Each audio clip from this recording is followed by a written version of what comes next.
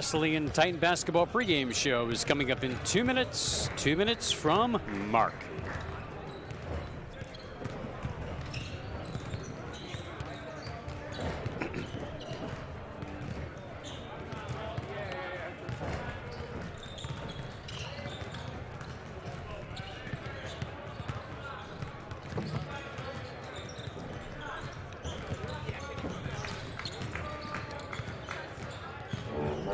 Pregame in 90 seconds.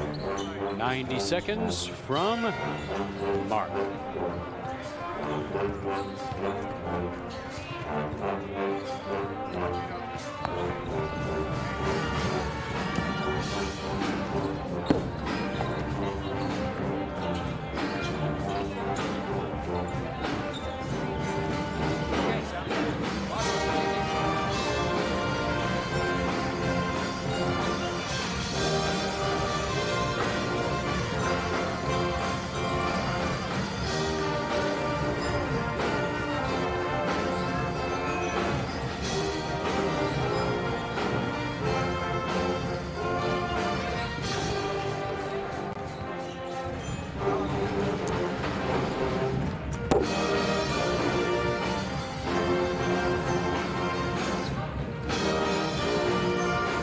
Pregame coming up in 30 seconds. 30 seconds from Mark.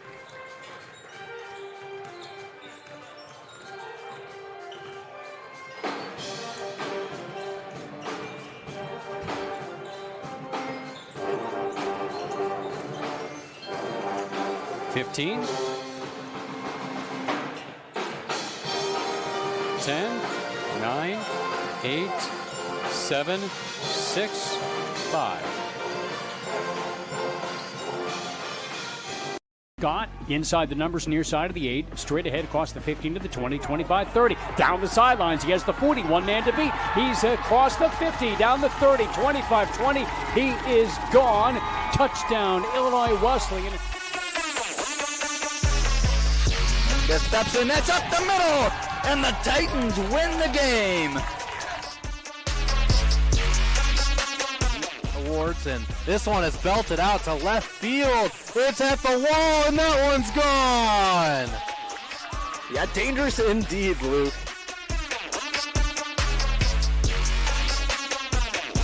Bardo wins the face-off, and it's Tristan Seeley up top, lower left 90.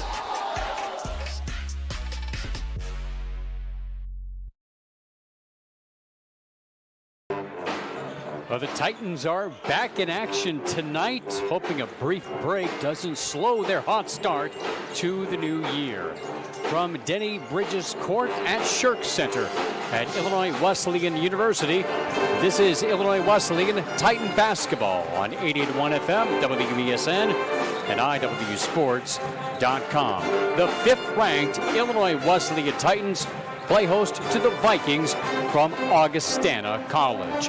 Good evening, I'm Eric Stock along with Joel Swanson. Glad to have you with us. And Titans come in on a bit of a roll. Joel, they've won 4 straight. They had a double-digit victory at Millikan a week ago, but that was an entire week ago. Can they still keep the momentum rolling as we reach the midway point of the conference season tonight? Yeah, Titans trying to get to 7-1 at the midway point, 6-1. But Eric, there's no room to breathe as, boy, Carthage and North Park right there also at 6-1, top of the CCIW stack. So momentum is going to be important, taking on an Augustana team that is very capable here this evening. It's clearly a 3-horse race now atop the CCIW between the Titans, the Firebirds, and the Vikings. Meanwhile, Augustana, a team that had a lot of question marks coming into this year as they sort of stabilized in the second half of last year under first-year coach Jordan Delp, who stepped in late December after veteran coach Tom Jesse, a longtime assistant, took a voluntary leave of absence. The program was struggling just a bit. He brought some renewed energy to the program, got them into the conference tournament by the end of the season, and they've carried that over this season with a lot of the same guys on the floor. Yeah, they certainly have a tremendous amount of experience. A lot of guys that have played a ton of CCIW games. It's going to be a big part of what we see from Augustana. Lots of seniors on this team, Eric. And experience is sometimes what gets it done on the road, especially at a tough place to win like the Shirk Center. Oh, the Titans coach has some experience as well. Ron Rose is coaching his 500th game at Illinois Wesleyan here tonight. We'll hear from the coach in just a moment as the Titans prepare for the Augustana Vikings. We'll be back after this timeout. This is Illinois Wesleyan Titan basketball on 88.1 FM, WESN, and IWSports.com.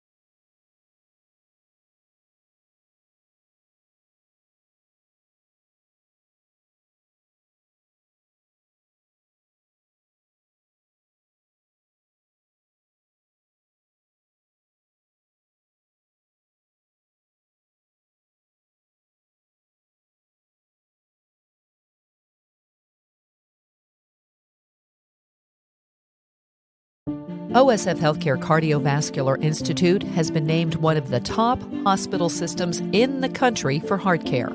This prestigious award by the American College of Cardiology comes from our commitment to providing the highest quality of care. From general cardiology to complex surgeries and the latest technology. Nationally recognized heart care right here. OSF Healthcare Cardiovascular Institute.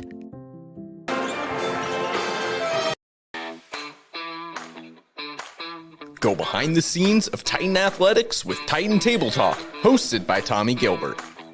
With interviews from coaches as well as student athletes, get to know Titan Athletics like never before. A new episode with new guests is posted every Tuesday at 4 p.m. on YouTube, SoundCloud, WESN, and IWSports.com/podcast. Thank you for listening.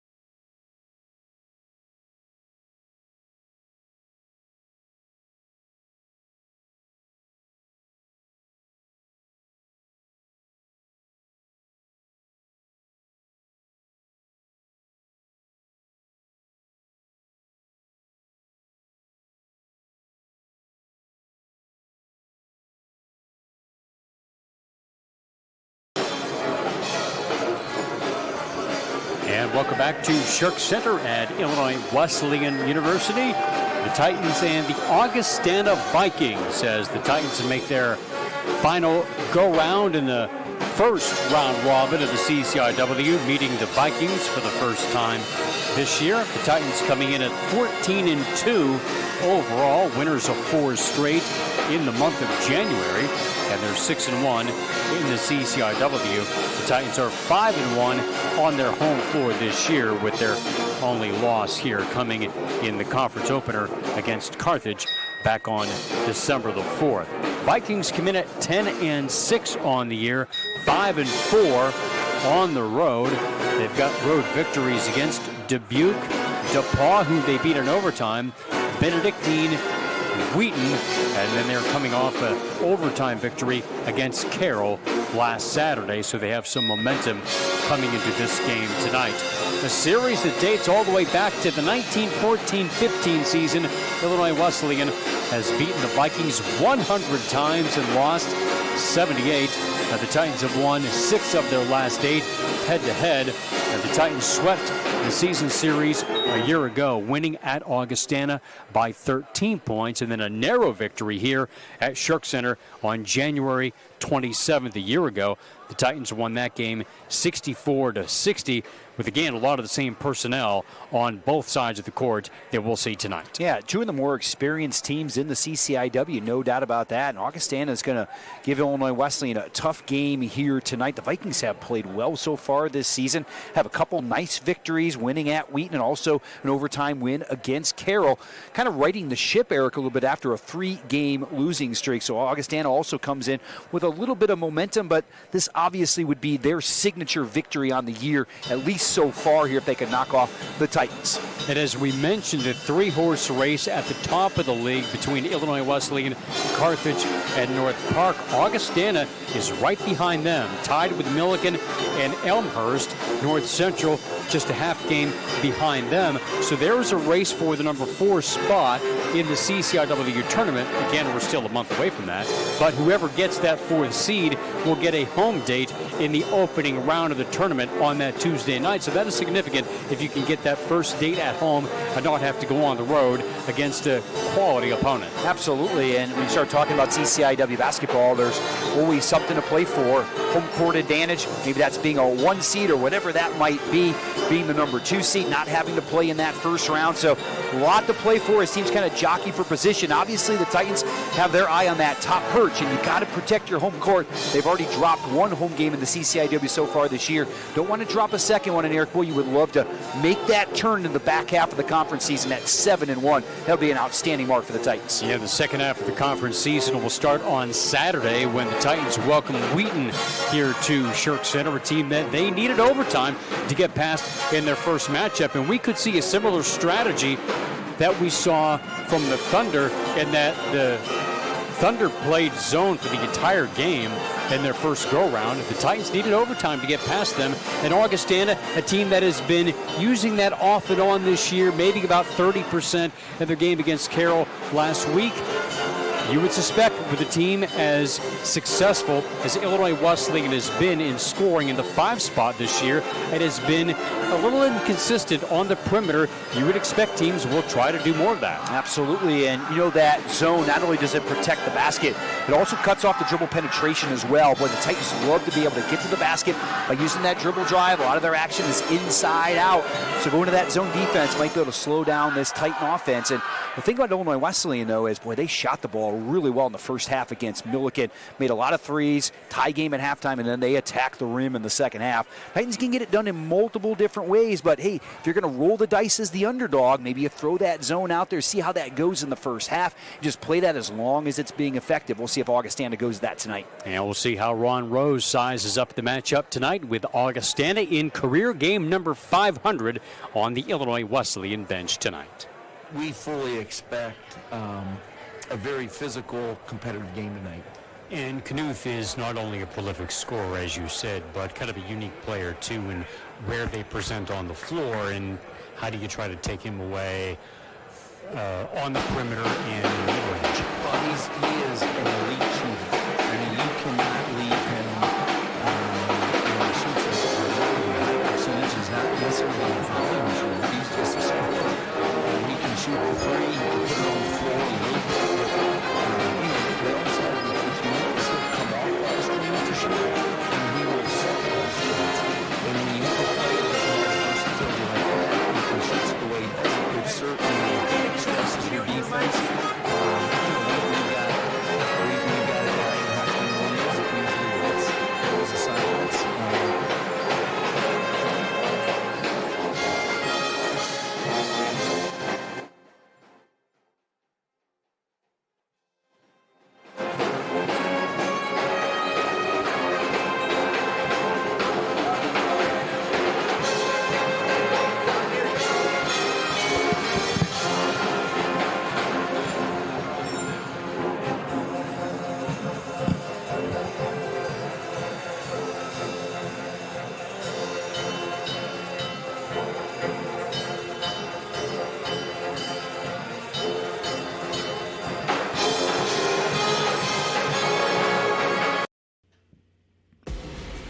Need tickets to that next event? Well, at 12-ounce sports, we've got them with soccer anywhere in the world. Tickets to any venue, any sport. Want to go to NCAA or NFL football matches? We've got them. Yeah. Baseball at every level. Every Power 5 matchup is available. Don't forget, costumes and paint are optional. What's that? You want to go to Broadway? We have those too. Want to jam out? Every concert, every artist. That's right, at 12-ounce sports, we've got the tickets for less. 12ozsports.com/tickets. That's 12ouncesports.com/tickets. Well, I'm thinking that's probably impacting it. Okay, here we go.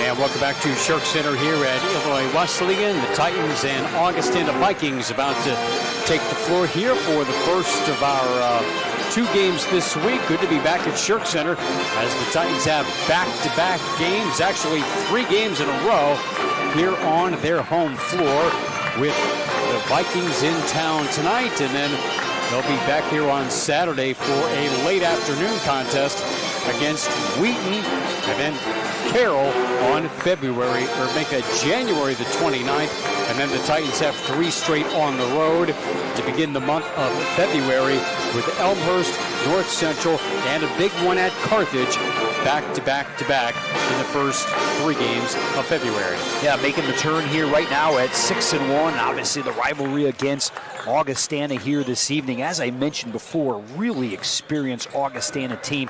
They're going to bring a little bit of momentum into the contest as well, having won 2 games in a row. But, boy, guys to watch out for the Vikings. Start with Tyler Knuth. Guy can really shoot the basketball. Evan Ambrose is their second leading scorer. Again, a couple of guys that have played a ton of CCIW basketball. Sean Kelly, really good defender out there for the Vikings. He's going to be to watch, really pressuring the basketball, a guy who can really turn you over, so a guy to watch on the defensive end. Chase Larson, number 24, another guy who can score. And Eric, they've got some guys that they get hot, that they can ride, that can shoot the basketball a little bit. So really getting these guys off the three-point line, making them uncomfortable, and that's something the Titans do extremely well on the defensive end.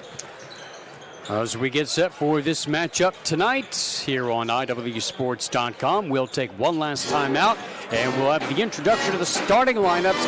It's coming up in just a moment. This is Titan Basketball on 88.1 FM, WESN, and IWSports.com. Why is Illinois Wesleyan the #1 school in Illinois for jobs? Maybe it's because we're the AND University. That's right, A-N-D.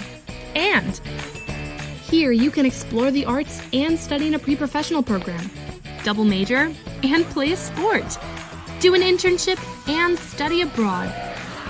Your opportunities are endless. Set yourself apart with a degree from Illinois Wesleyan.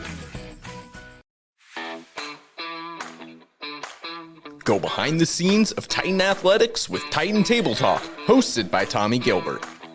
With interviews from coaches as well as student athletes, get to know Titan Athletics like never before. A new episode with new guests is posted every Tuesday at 4 p.m. on YouTube, SoundCloud, WESN, and IWSports.com/podcast. Thank you for listening.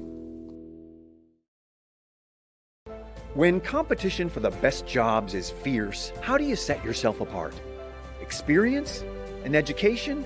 Yes, but not just any education. At Illinois Wesleyan, we prepare graduates who break through the noise, who run the boardroom, the classroom, the lab, the stage. The best college for jobs in Illinois is right in your own backyard. Reach further, dream bigger, and break through at Illinois Wesleyan University.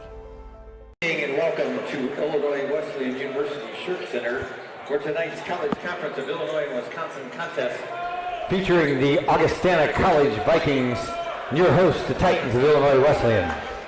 Augustana enters the contest 10-6 overall with a 3-4 record in conference play. The Vikings are coached by Jordan Delp in his second season at his alma mater. Illinois Wesleyan has an overall record of 14 wins and 2 losses 6-1 in CCIW play. Coaching the Titans in his 19th season at his alma mater with 6 conference championships and an overall record of 339 wins and 168 losses, Ron Rose. At this time, ladies and gentlemen, the IW band to play our national anthem.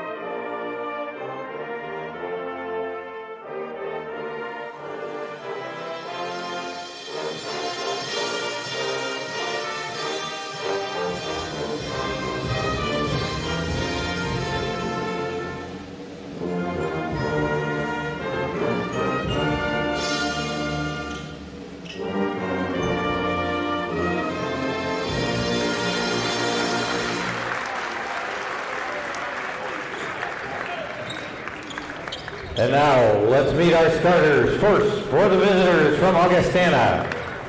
At forward, 6'5", and a senior from Arlington Heights, 24, Chase Larson.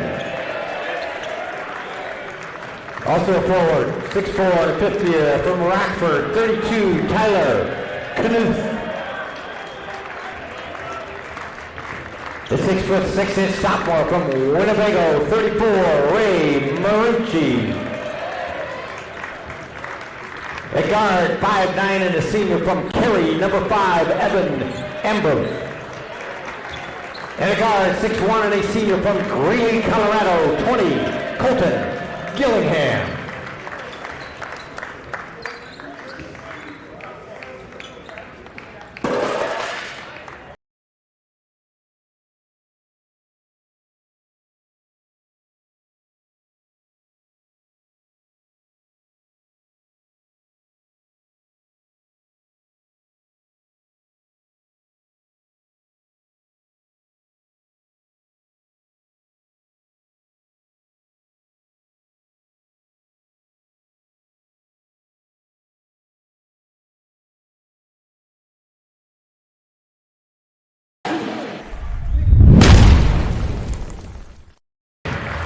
And a senior from St. Louis, Missouri, number 12, Nick Roper.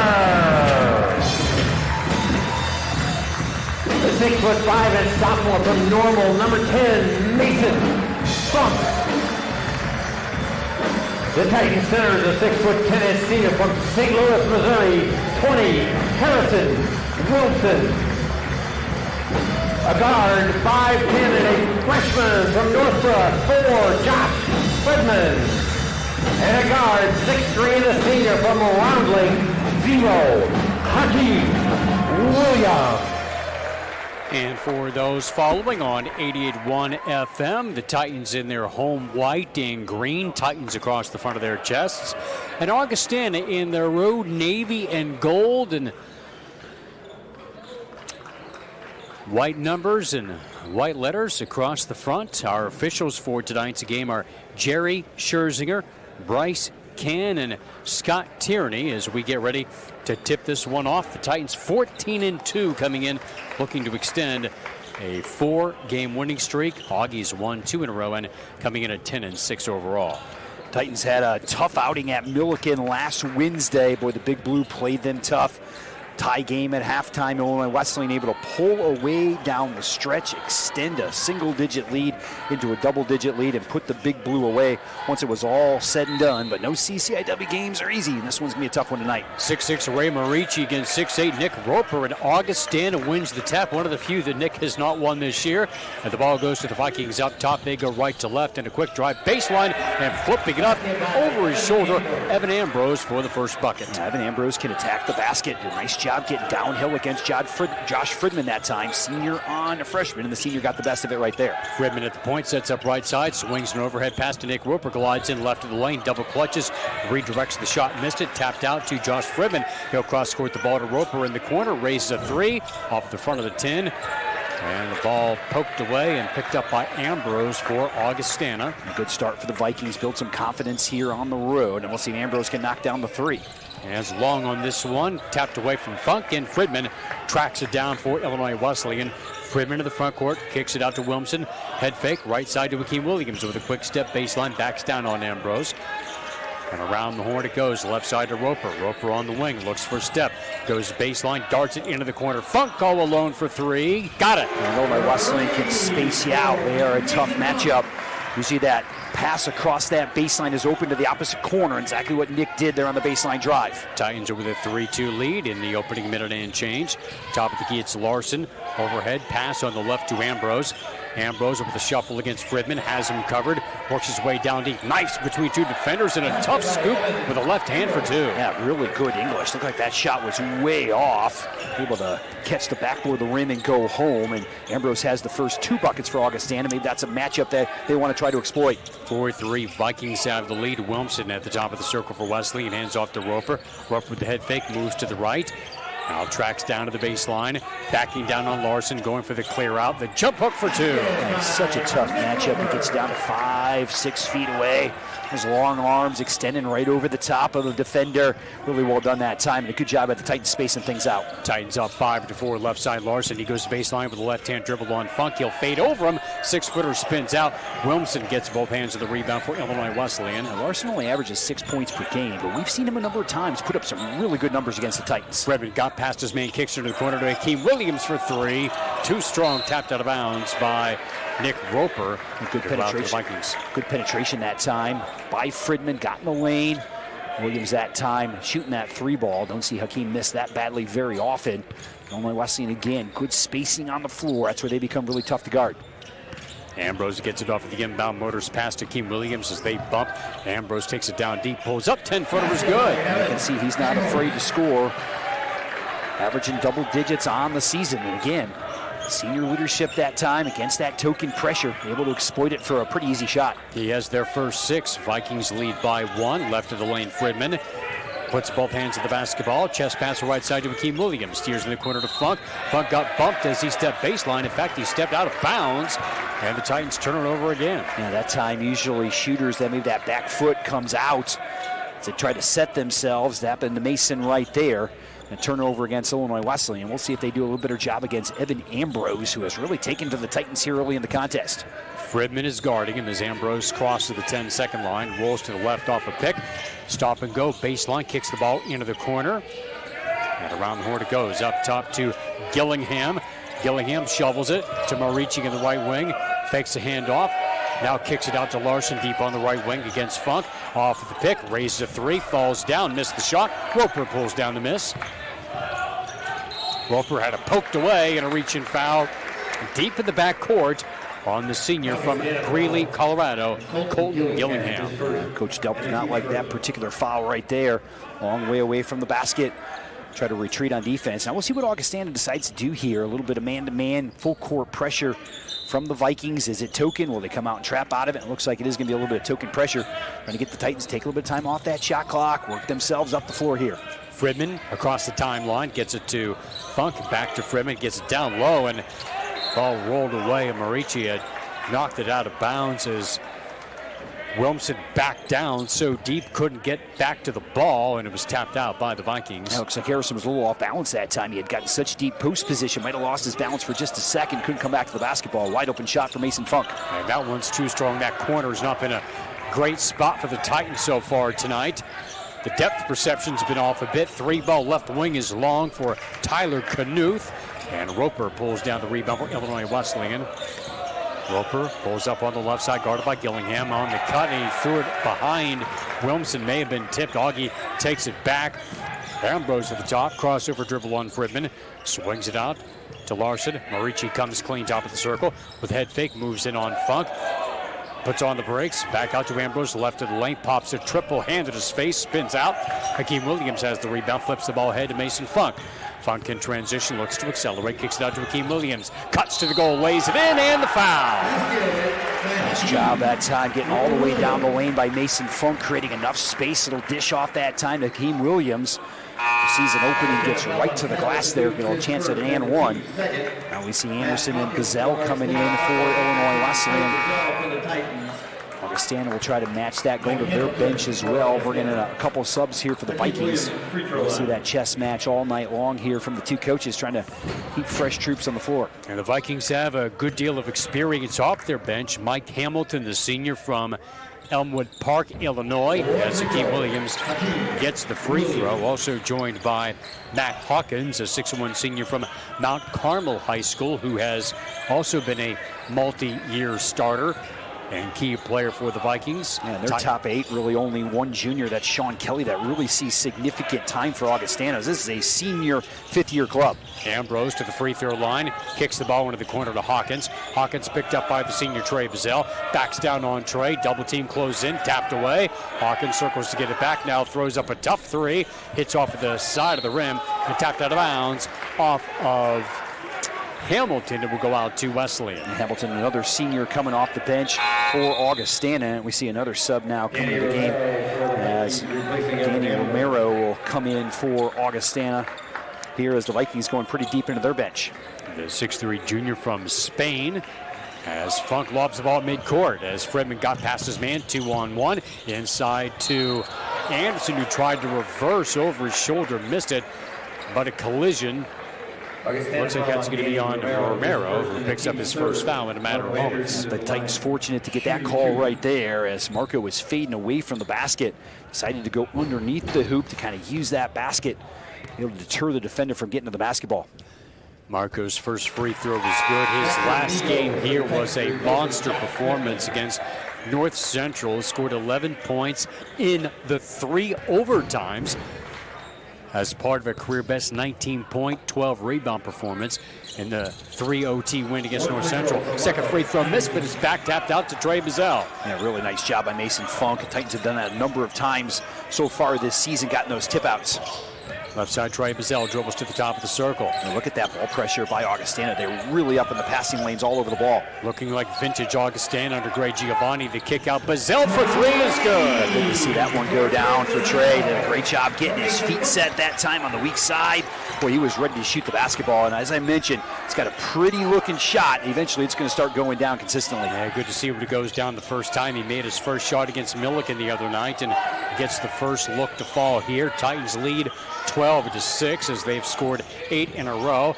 Romero pedals to the baseline, kicks it out to Knuth, who's only had 1 shot so far. Larson on the right, on the attack, into the paint, double teamed, blocked out of bounds.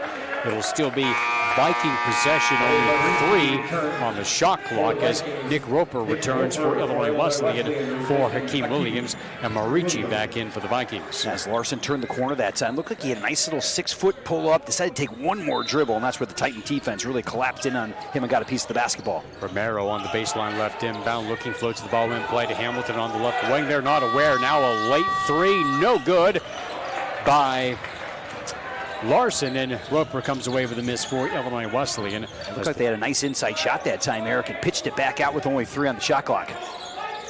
Evidently not aware in that moment. Roper not aware of the pass from Nigo behind him, but Bazell there to clean it up. 12 on the shot clock. Nigo right side. Slides it inside to Mason Funk, who hit the bottom of the rim on that turnaround, and Vikings come back the other way.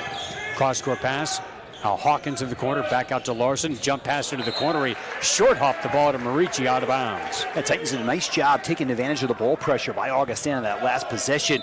Nice little back cut that time by Mason Funk. Boy, he's right at the rim. That's probably the easiest attempt he'll have all night. Just hit the bottom of the basket. Ragged a few minutes for both teams as the Titans lead by 6. We are 6.5 minutes in here at Shirk Center. Gazelle on the left wing, floats it out high to Nick Roper. Stares down his man, comes off the Marcos screen. A double team closes in. Roper regains the dribble, swings it to Bazell by the Augustana bench. Bazell takes off toward the paint, free throw line, has to lob it back out. Roper on the drive. The runner is off the back rim. No. Offensive rebound. Anderson is able to get the ball back out, got stripped on the kick out, and draws the foul on Matt Hawkins, his first and team's fourth. Augustana's putting tremendous pressure on the basketball, really getting up in the passing lanes, where the Titans they're going to have to take advantage of that. There's going to be some driving angles, and there might also be some second shots as well. It's hard to put that much pressure on the ball and still collapse down and get those defensive rebounds. Nigo into Marco Anderson on the left baseline, curls his way to the bucket. Hamilton has him covered. Anderson will lob the ball to Nigo on the right side. Left-hand dribble to the elbow. Over to Bazell on the wing. At 6, at 5. Back out to Funk. Tees up a 3. Off at the side of the goal. Loose rebound. Tracked down by Jackson Nigo. Back inside to Funk. Funk doubled out to Bazell. A long 3. Well contested. No good. Anderson with a quick stick back for 2. Yeah, really nice job by Marco. Catches that ball quickly. Keeps it high. Puts it back in without putting the ball on the deck. It's got to be fast, and he knew it, and he got it back home. Titans lead 14-6 as they've scored 9 in a row. Hawkins on the baseline against Bazell. Darts it back out. They'll reset the offense. Romero. Hamilton into the corner. Gillingham. Baseline behind the goal. Got bumped, and in fact he stepped out of bounds. Turnover Vikings. Titans go to the bench again. Wilmson back in. Junior Nathan Bolt in for the first time with fellow junior Carlo Kolak as Augustana takes a 30-second timeout. Illinois Wesleyan leading 14-6, 12-17 remaining in the first half. Colt Gillingham trying to go baseline that time. He got a little help there from Nick Roper. Might have been a little push out of bounds. Titans might have been fortunate to get the basketball back. But on the offensive end, we'll see what Illinois Wesleyan's going to be able to do. Break down this pressure defense here from Augustana. We'll see if the back cuts are there. Also maybe some driving angles as Augustana really getting up in those passing lanes. The Titans can spread things out. They're going to be able to reverse the basketball. Might be a little difficult here against the Vikings' pressure. They've really done a nice job getting up in the passing lanes, trying to isolate that ball on one side of the floor, but we'll see if the Titans can take advantage of some of the things that the defense from Augustana is giving them early in the game. Titans on a 9-0 run over the last 5 minutes and 16 seconds. See more full court pressure here from the Vikings as well. See if this is, again, just token pressure here, if they really try to trap out of this. Bolt gets it in play just in time to Jackson Nigo, and he'll bring the ball up against Ambrose. Hot foots the ball across and sets up deep on the left side. Hands off to Kolak. Over on the right to Roper. Roper veers to the left off of the pick. A moving screen set by Harrison and Wilmson, and that is the first Titan foul tonight. Looked like we just got the elbow out that time there on that particular play. Good call from the official. Here's Roper looking to go left and turn that corner. Have to be impressed by the way Augustana's played defense here so far in this contest. They've really gotten after the Titans. They just haven't been able to find it so far on the offensive end, as Evan Ambrose has all of the points for the Vikings here so far in the contest. Yeah, all in the first 2.5 minutes. Ambrose on the left kicks the ball into the corner to Gillingham. Fake against Roper. Back out on top to Nicholas Giliberto, a 6'6 senior from Phoenix, Arizona. Gillingham on the left elbow, pivots, looking, has to unload, back out to Ambrose, 6 to shoot. Ambrose rolls to the right, give and go, inside, good catch, Giliberto, turns and put it up over the rim. No good as the shot clock wound down, Bolt the rebound. The other way goes to Nigo for Illinois Wesleyan, and a hold away for the ball as Hamilton and Wilmson were banging underneath. Hamilton picks up the foul, his first and team's fifth. And the Titans have some major size on the floor right now to put Wilmson and Bolt out there along with Nick Roper. Boy, tremendous size for Illinois Wesleyan. Fridman on the baseline inbound. Titans up by 8. Lobs the ball in play to Roper out near midcourt. Let's see if there's the zone here by Augustana. Now looks like they have shifted into the zone, Eric. Alex Roper, right of the lane. Looking back over to Kolak on the right side. Up top, Roper a long three, in and out. And Giliberto collects the rebound and nearly threw it away as it hit off of the body of Anthony Cooper, a 6'3" senior from Ottawa, Illinois. And it's Cooper in the front court, sets up against Kolak. Cooper to Hamilton, backdoor Cooper, double clutch, got clotheslined by Kolak as he went for the layup. And that was really well done. That ball got bounced past the high post. Really nice back cut there, and the Titans playing up on those passing lanes. Cooper able to get all the way down inside. Unfortunately, Kolak got him from behind because Nathan Bolt did a tremendous job walling off near the rim. I'm not sure Cooper was going to be able to make that shot over the top of Bolt, but unfortunately, Carlo had full steam ahead from behind, ran him over, and he ends up at the line. Shooting free throws for the first time this year. The 6'3" senior was averaging about 4 points per game as he makes the first, and the Vikings getting some new players in at this point of the season, or giving new guys a chance to make their mark in the rotation, getting early minutes tonight. As Gillingham leaves, Giliberto is back in, Roper to the bench for Wesleyan, and Hakeem Williams returns. And Tyler Knuth continues to sit on that bench there for Augustana. Comes in averaging over 17 points per game on the season. A guy who can really shoot the basketball. And it's had only one shot attempt so far tonight. Hakeem Williams, cross-court pass to Kolak. The Vikings stay with the zone. Titans up by 6. Hakeem up top to Kolak. Swings the left side to Fridman. Back to Kolak, top of the key to Fridman. Flips the baseline to Bolt. Bolt draws the double. Back out to Fridman. They rotate out to Kolak with a step and a travel called against Carlo Kolak. A little hesitation there before getting the ball on the floor that time by Carlo Kolak. So the zone has worked really well. And if you notice, Augustana went to a little 2-2-1 full court. But a slow Illinois Wesleyan down. Back into that zone. Again, trying to take some time off that shot clock. Not as much time to be able to break that zone down. Nice job so far by Augustana here, staying in the game even though they haven't shot the ball real well here to start the contest. Giliberto wide right to Cooper as he backs it up. Now to Marici, top of the key to Ambrose. Ambrose cuts to the left as he ducks under Fridman to the left elbow, back out to Cooper. Cooper on the wing to Larson as he moves to the right elbow. Cross-court pass, Ambrose in the corner, 5 to shoot. Back out of the wing into Cooper. He'll raise a tough three. Comes up well short. In fact, untouched it goes as a shot clock violation against the Vikings. Yeah, best defensive stand for the Titans tonight. We'll see if they can get the offense going here just a little bit. Looked like Augustana with 2-2-1. Last possession with a little bit of zone pressure. Now coming back with this man-to-man full court, trying to make it really hard for Illinois Wesleyan to get the basketball in bounds. Generally speaking, what they've done so far then is just play man-to-man up the floor once the Titans get it in. Tipped by Ambrose, but tracked down in the corner by Fridman as we reach the midway mark of the first half. 14-8, Titans on top. Fridman top of the key, swings the left for Kolak. Out high to Williamson, direction right side to Hakeem Williams. Against the man-to-man defense, now Fridman out near the top of the circle. Ranges to the left, shuffles, puts the ball on the deck, gets his way down deep and powers it up and in. Yeah, Josh so strong going over the top. Ambrose at just 5'9". Josh actually used to playing taller players out there than himself. His first bucket, turnaround. Larson no good, in and out, but a foul here against Mason Funk on the shot challenge, and he got him on the elbow. His first, team's third. That time Larson went to the spin right there, was fading away.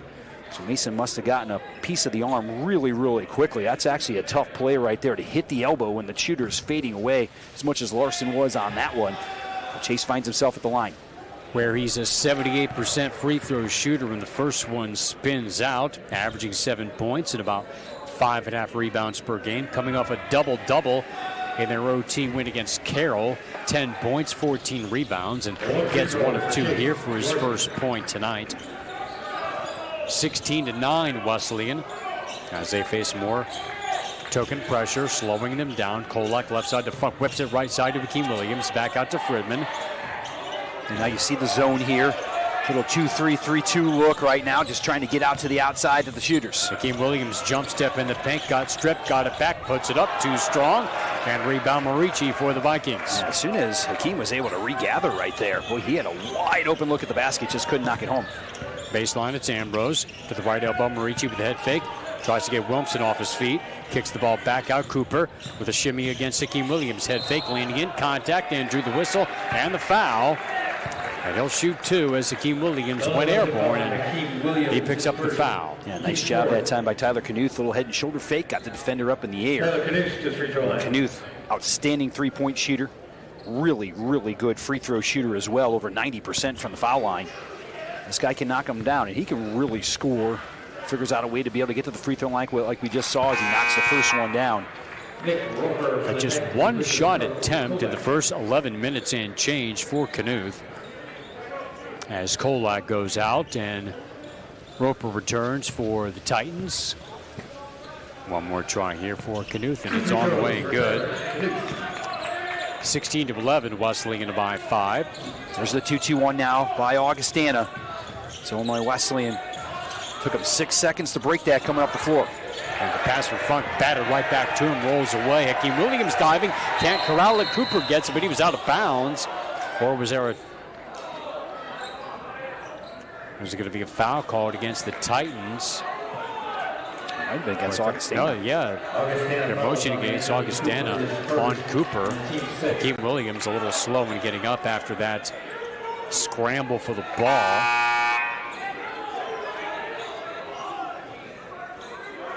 So Cooper picks it up. And Coach Delp looking for an explanation on that one. I'm not sure whatever explanation the official is going to give him at this point is going to make him happy. Because I'm not exactly sure what the foul was against Augustana. Titans might have gotten a break right there. Looked like Augustana was going to get that turnover with really good hustle by the Vikings.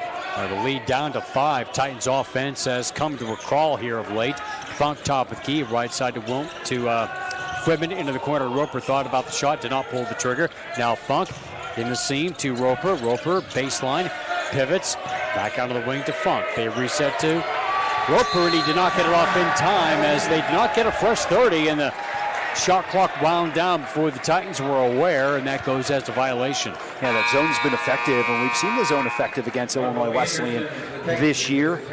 Effective for Wheaton. See if Augustana uses some of that. Wheaton played it the entire game when the Titans went up to play the Thunder. Tonight kind of mix and matching a little bit, using some full court man-to-man. 2-2-1 full court as well, and then dropping back into the zone and sometimes showing man-to-man defense as well, as Coach Delp's done a nice job changing up the game plan against the Titans every possession. And Rosa gets it off at the inbounds. Matt Hawkins is back in for the Vikings, who trail by 5 in this defensive struggle.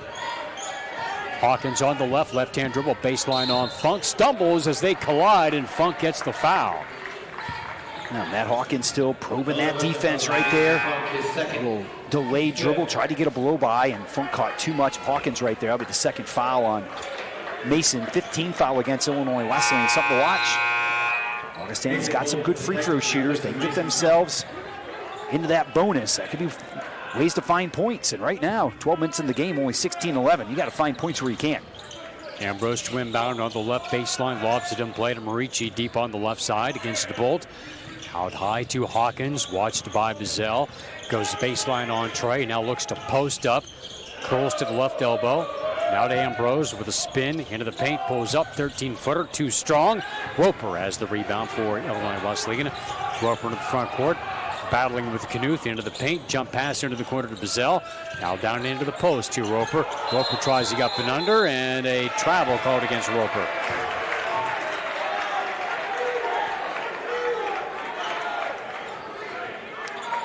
Six turnovers against the Titans in this first half. 3 on the Vikings as Ambrose gets it off the inbound. Still a 5-point game. Titans up 16-11. Ambrose left-hand dribble, watched by Fridman. Hawkins comes clean top of the circle. Loose dribble, got it back. Kicks it out to Knuth. Now to Hawkins, into the post to Hamilton. Cross courts the ball. Ambrose an open 3 off the side of the rim. Bolt tracks it down, collides with a teammate, and perhaps Knuth in the mix as well. Bolt able to unload in time. 7 minutes still halftime. Fridman the lob and hit off the rim first. Roper couldn't get a clean catch. The other way, Ambrose accelerates to the goal, flips up a side saddle shot and missed it and drew the foul. Yeah, that time Evan Ambrose kind of out of control as he went down the lane right there. Got bailed out by a call in the middle of the floor. Boy, Coach Rose not real happy with the officiating over the last couple of moments. The Titans have gone against a ton of contact on one end, haven't been a lot of calls. Like Ambrose just kind of out of control down the lane right there, threw it up and got the bailout call. Ambrose, the senior from Stevenson, and the free throw is good. He's a transfer from McHenry Community College, his third year in Rock Island as the 71% free throw shooter makes the first. He has 7 points to lead the Vikings. And the first foul on Fridman, by the way. Both teams with 6, 1 of 2 for Ambrose as Titans get the rebound. Marco Anderson, Wesleyan up by 4. Eagle on the right side, looking for a cut. Nothing there for Bazell, and fouled away from the ball. It's going to be a holding foul on the weak side against Augustana. They've done a really good job being physical on the weak side. This one's going to cost them a 1-and-1 here. Second foul on Hamilton. Yeah, Hakeem Williams will be heading to the line here for Illinois Wesleyan. Give the Vikings a ton of credit. They've played really good physical defense here so far in the contest. And a nice job getting up in the passing lanes. They've made it really difficult for Illinois Wesleyan to be able to move the basketball. Coach Rose consistently talks about making sure the ball doesn't stick, but the Vikings have had a big influence on that as Trey Bazell knocks down the first free throw. Bazell is 67% free throw shooter, now with 4 points tonight. Titans are 71% for the season, have been much improved in recent games, and that has been pivotal as they pulled out some tight games. And Bazell gets both free throws here as the Titans lead by 6, and Nigo battling with Ambrose off the inbound, and Titans pick up the foul before the ball inbounded, and Augustana now with a bonus. They'll shoot a 1-and-1 on the other end as Jackson Nigo gets the whistle. And Nigo and Ambrose got tied up right there, and the Vikings will go back to the free throw line here. I mentioned, boy, Augustana's had a hard time scoring. This is a way to get points on the board is from the free throw line, and we'll see if Evan Ambrose can take advantage of that. They're 6 for 8 at the line as the free throw spins out, and Marco Anderson gets the rebound. And listen, the front end of those 1-and-1s, those really, really hurt, especially when you only have 12 points on the board with 6.5 to go in the first half. Yeah, they're just 3 of 14 from the floor and missed all 7 three-point attempts. They're doing a really nice job, though, getting up in the passing lane, but the Titans having a hard time reversing the basketball. Give the Vikings a ton of credit. Nigo with a jump hook, turnaround from 10 feet, no good, and Ambrose has the rebound for the Vikings. Ambrose in traffic on the left side, pulls up against Nigo, flips the ball out top of the key to Knuth. Knuth flips it baseline.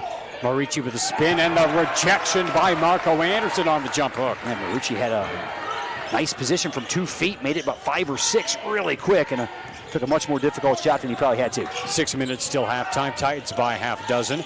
Hakeem Williams right side, holds the rock. One-ups the ball to Marco Anderson. Anderson with a step, poked away, got it back. Swings it wide left to Bazell. Left side Nigo, ball kicked out of bounds. 9 seconds on the shot clock. Okay, so we're all aware, shot clock's at 9. Both teams have had lapses off of mid-shot clock inbounds.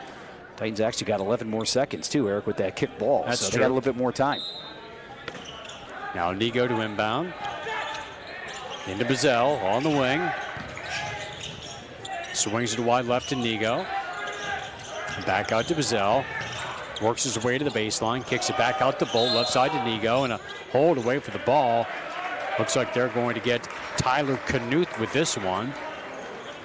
And that will send Marco Anderson to the line. Second foul on Knuth and team foul number 8 for the Vikings as Nick Roper comes in for Nathan Bolt. Yeah, we saw Evan Ambrose miss the front end of a 1-and-1. We'll see if the Titans can take advantage of their opportunities. And boy, free throws the last 5:35 could be really important on both sides, especially with both teams having a hard time scoring. Titans are 4 for 5 at the line, and the first free throw is long, backed out by Roper, and he reached over the back and picks up the foul. So even with free throws, these two teams are having a hard time putting the ball in the bucket. The Vikings are 20% from the floor. The Titans are 35% from the floor. Yeah, neither team has shot it well, as Augustana has yet to make a 3-point field goal here in the game. Titans are 2 out of 7 from the 3-point line, but really haven't gotten very many good looks from the 3-point line so far. Giliberto is 2 for 2 at the line this year as he makes the first here. Yeah, those free throws here at the end of the half are going to be so important for both sides. Saw Marco Anderson miss one a second ago. Roper trying for a tip out, draws a foul. Augustana cashes it in. So the Titans had a chance to extend out to an 8-point lead. Missed the front end of the 1-and-1. Augustana comes back, knocks down 2. You got yourself a 4-point game. Augustana jumps back into that 2-2-1 now. Full court pressure here. Matt Hawkins out, Chase Larson back in as the Titans attack the full court press. Cross court pass to right side to Bazell, steps up, shoots a 3, and knocks it home. As long as you're not giving points off of that 2-2-1, you're just fine. You chew up time off that shot clock, maybe get a turnover. Boy, giving up a deep one right there. Bazell stepping right into it. Bazell has 8. The lead is 21-14. Titans have led by as many as 8 in this first half. Ambrose on the left side. Comes off the pick by Giliberto. Throws it out to Marici. On the right side, a tough fading shot by Larson. Knows he falls to the floor, and a foul called against the Vikings on a push-off after the rebound. They called Larson for a trip that time. They call him for a flop on that particular play. I'm not exactly sure what the call was from the official. It was well after the rebound was secured right there. So Larson with the foul, his first. So Larson took that fadeaway shot, as he did earlier when he got fouled by Mason Funk. That time might have gotten called for a trip as Hakeem Williams was trying to go after the ball on the rebound. I think that's what the call was, Eric.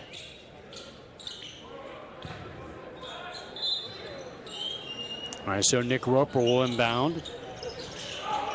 Pressure into Bazell on the baseline, under 5 minutes to go in the half. And Jackson Eagle will carry it up for the Titans. Yeah, you got to like how Augustana has controlled tempo in this contest. They've used their press to really keep Illinois Wesleyan from getting any fast break points so far. They go on the right side out to Roper, glides in left of the lane, tried to finger roll it, missed it. Giliberto has the rebound for the Vikings. Yeah, nice job by Giliberto that time, stepping over and getting him a little help defense as Roper came down the lane. Ambrose into the paint, kicks it out. Marici pulls up at the foul line. Wide left to Larson, back out to Ambrose. Off the pick, edges toward the bucket, goes baseline on Roper, draws a double. And as he raised the basketball, collided with Jackson Nego, who picks up his second foul. That time, Jackson Nego trying to dig down inside. Caught way too much of the arm of Evan Ambrose, and he's going to go to the line. Boy, Ambrose got those quick 6 points for Augustana. They've really had a hard time scoring, but their defense has kept them in the ball game. That's been a real key for the Vikings here. Just stick around in this contest. Put pressure on Illinois Wesleyan throughout. Try to make this a game in the last 10 minutes. Ambrose 1 for 3 at the line as he makes the first.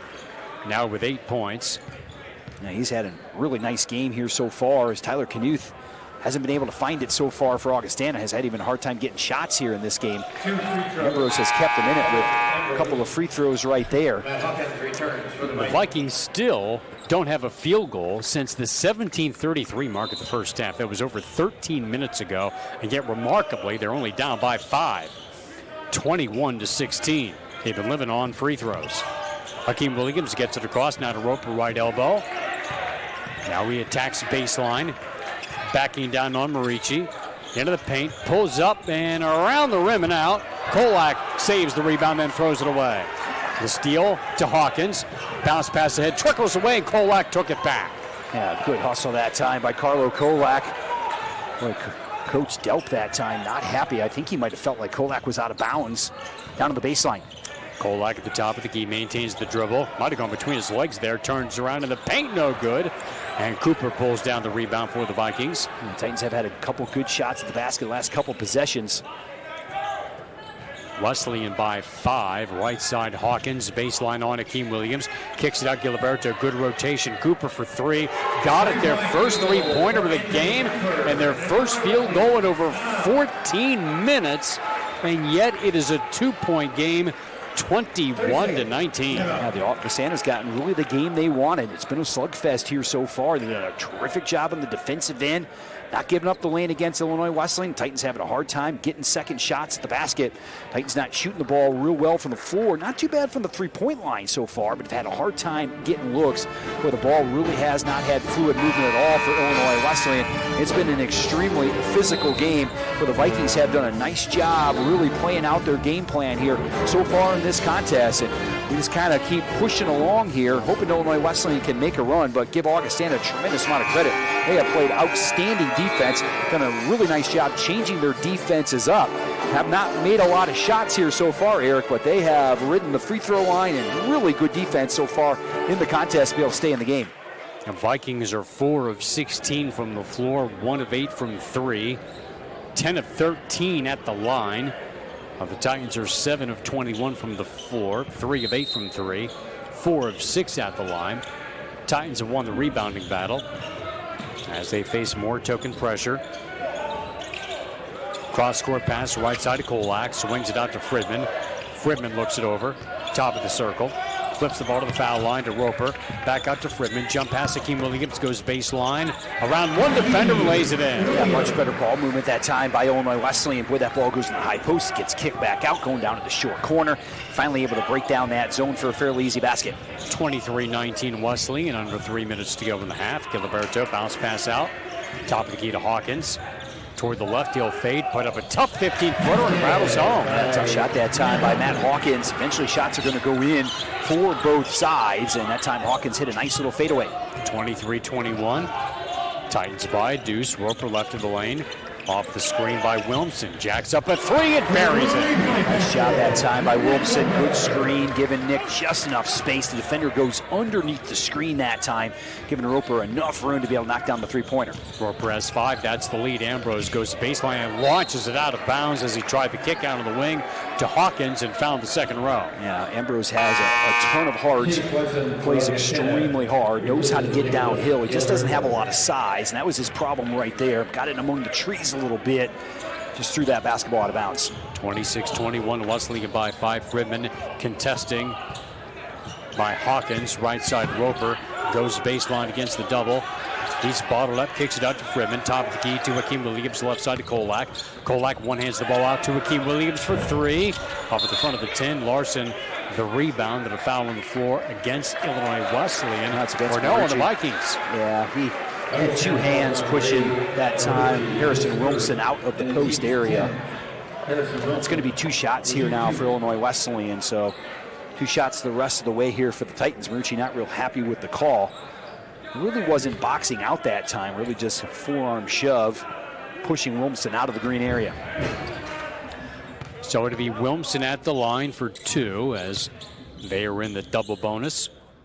Wilmson off the mark, shooting 62% at the line tonight this year. Titans for the game are 4 of 7 at the stripe.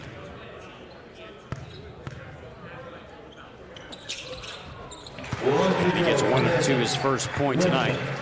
27-21. As Ambrose brings it up against Fridman. We'll see which team will make a little push here at the end of the half. Could be important. Going with some momentum into that halftime break. Marucci top of the key, turns left, hands it off to Larson. Chest pass the right side to Cooper. Cooper into the corner. Marucci raises a long 2 and misses it. Tapped up by Larson. No good, and rebound taken away by Hakeem Williams. Really nice job by Chase, just about tapped that one home. Bounce pass to Wilmson, lays it in. Ton of contact that time at the rim. Wilmson still able to put one home. 29-21. Titans have scored 6 straight mini run here as they match their biggest lead. Ambrose jump pass out to Larson. Top of the key to Ambrose. Pass tipped by Roper out of bounds. Still Augustana possession. And still Tyler Knuth is on that bench right now for Augustana. The lineup on the floors, though, has done a really good job defensively for the Vikings so far here in the game. And just over a minute left in the half as the inbound goes to Ambrose. One hops the ball to Marucci, top of the key, wheels to the right. Looks for a handoff, unloads to Hawkins. 8 to shoot. Hawkins, stop and go baseline, fade away. 18-footer switch. He's knocked down a couple of them here so far. Had a nice little fadeaway shot That time able to create some space and knock down another little nice 16, 17-footer. 29-23, Wesleyan up by 6. Fridman, the pick and pop out to Roper for 3, spins out, and rebound going to Larson for the Vikings. And again, Marucci doing a really nice job keeping Wilmson off the board. At a 6-second difference between the game and shot clocks. As the Vikings slow it down, playing for as close to a final shot as they can get. Marucci out high, Wesleyan leading by 6. Marucci wide right to Hawkins. Hawkins looking, jab step on Hakeem, 5 to shoot. Hawkins to his left, he'll back up, tough 3. Back rimmed it, tap back to Hawkins, another 3. Had plenty of time, shot it quickly.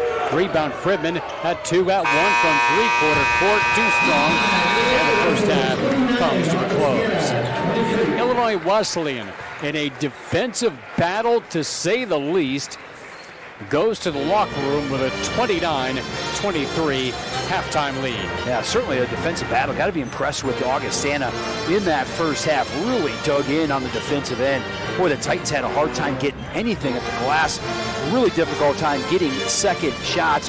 Really good ball pressure for the Vikings. Now, Augustana didn't do a lot on the offensive end, but boy, their defense was really good in half number 1. They made it really hard on Illinois Wesleyan in that first half. So we'll see what happens in half number 2, but for the Vikings, they've done a nice job of being able to stay in the game on the defensive end. Only 23 points on the board, but only 6 down at the break.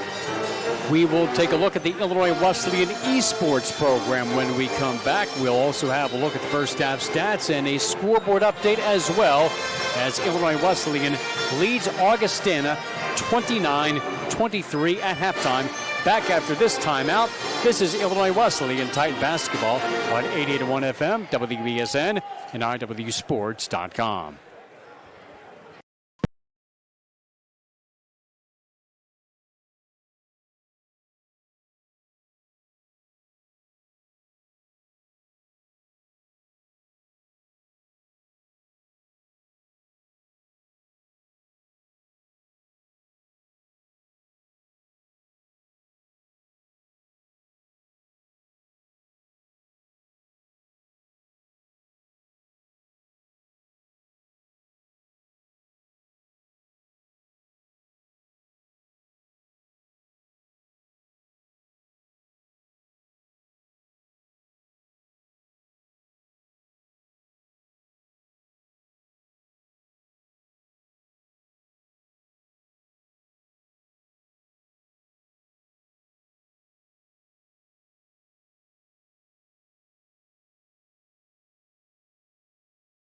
OSF Healthcare Cardiovascular Institute has been named one of the top hospital systems in the country for heart care.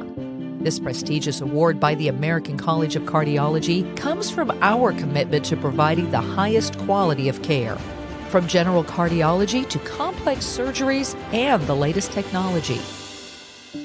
Nationally recognized heart care right here. OSF Healthcare Cardiovascular Institute. And welcome back to Shark Center here at Illinois Wesleyan University. Eric Stock with Joel Swanson, our crew here. Bucket Paulson in our WESN studios across campus here in Bloomington. And our crew here, Tyler Wilson, Vinny Mangina, Ellie Moore, Nicole Duma, Lola Avila, and Dylan Meyer. As we are at the break, Illinois Wesleyan leading the Augustana Vikings 29-23.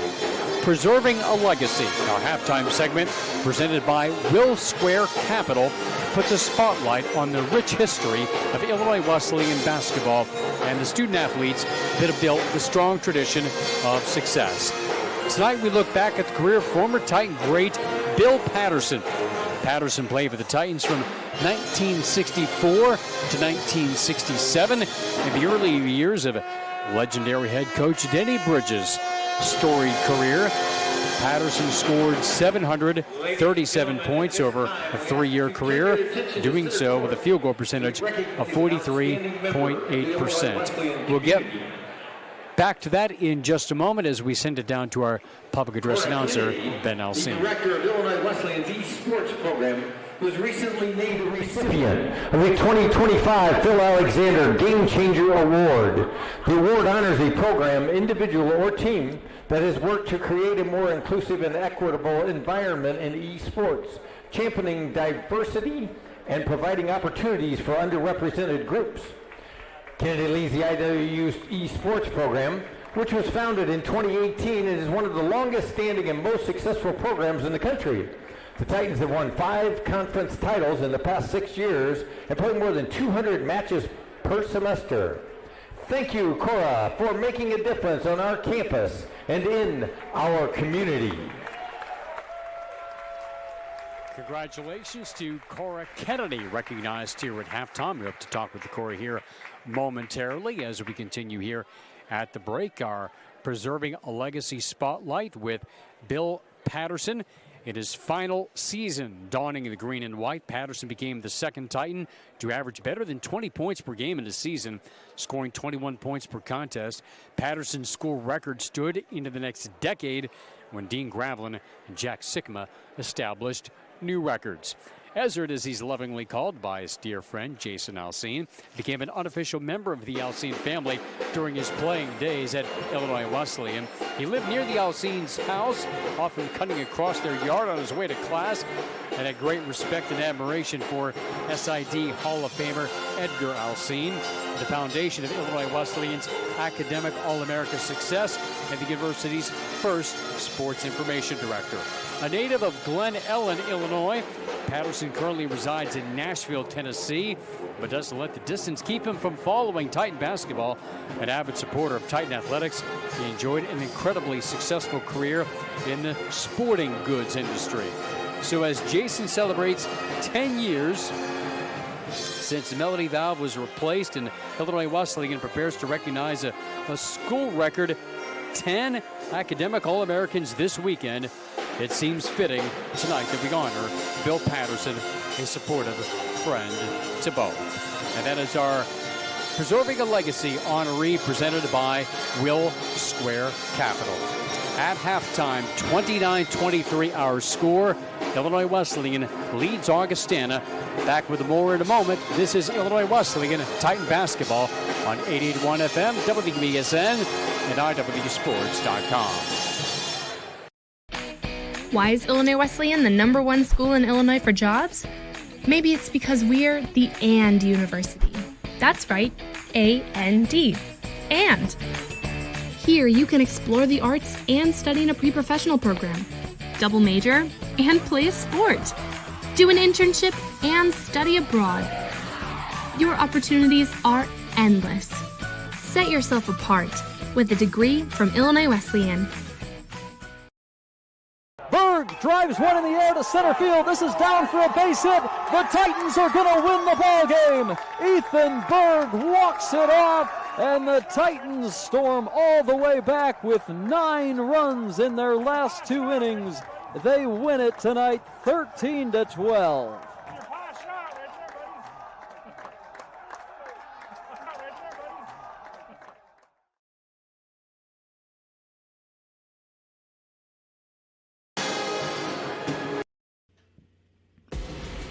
Need tickets to that next event? Well, at 12 Ounce Sports, we've got them with soccer anywhere in the world. Tickets to any venue, any sport. Want to go to NCAA or NFL football matches? We've got them. Yeah. Baseball at every level. Every Power 5 matchup is available. Don't forget, costumes and paint are optional. What's that? You want to go to Broadway? We have those too. Want to jam out? Every concert, every artist. That's right, at 12 Ounce Sports, we've got the tickets for less. 12ozsports.com/tickets. That's 12ouncesports.com/tickets.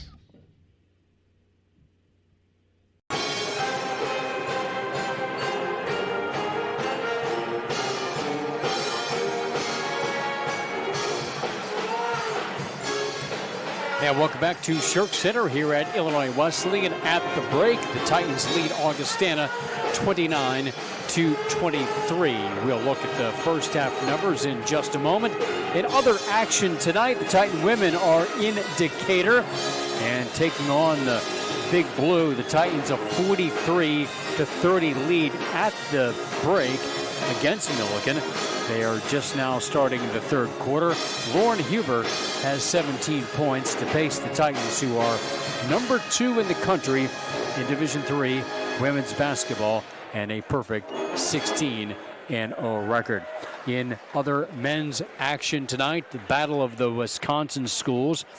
Carthage leads Carroll early in the second half, 49-46, a close one there. We see Milliken leading at Wheaton early in the second half. 46-40 is the score there. And we'll see if we can get an update on North Park and Elmhurst here. 34-31 Okay. North Park leads There you Elmhurst. go. Right in the spot there. All right, here the Titans are up by 6 in a defensive battle, to say the least, 29-23 here at the intermission. The Titans shot 39% from the floor in the first half. 10 of 26, 4 of 11 from 3 for 36%, 5 of 8 at the free throw line for 63%. While the Vikings shot just 6 of 23 from the floor for 26%. Remarkably, they had a 14-minute stretch of the game in which they did not get a field goal, and yet they didn't fall any further behind. They were 1 of 11 from three-point range, just 9%, and 10 of 13 at the free throw line for 77%. Titans out-rebounded the Vikings 21-15. Titans had 7 turnovers, while the Vikings had 6 in the first half. Titans were led in scoring by Trey Bazell off the bench, 2 of 3 from three-point range. Hakeem Williams had 5 points, 2 rebounds, and 2 assists. Nick Roper had 5 points and a team-high 4 rebounds. Marco Anderson had 3 points and 4 rebounds as well. Harrison Wilmson had 3 points, 2 boards. Mason Funk had 3 points, 1 rebound, 1 assist. Josh Fridman had 2 points and 3 rebounds. Jackson Nego, Carlo Kolak, and Nathan Bolt have yet to score. While Augustana, led by Evan Ambrose, who had their only field goal for the first 17 minutes of the game, he had 9 points in the first half. Matt Hawkins had 4 off the bench. Anthony Cooper had 5 off the bench. Nicholas Giliberto had 2. Tyler Knuth, only 2 points, just 0 for 1 from the floor. He picked up 2 fouls, only played 10 minutes, and only had 1 field goal attempt while he was on the floor. So the Titans did a great job of keeping him in check. Chase Larson had 1 point for the Vikings. Ray Marici, Colton Gillingham, Mike Hamilton, and Danny Romero have all played, but have yet to score. Titans lead in second chance points 9-0, and they've outscored the Vikings in the paint 12-6. As the Titans here enjoy a 6-point lead at the intermission. We'll get set for the second half when we come back. This is Illinois Wesleyan Titan basketball on 88.1 FM, WESN, and IWSports.com.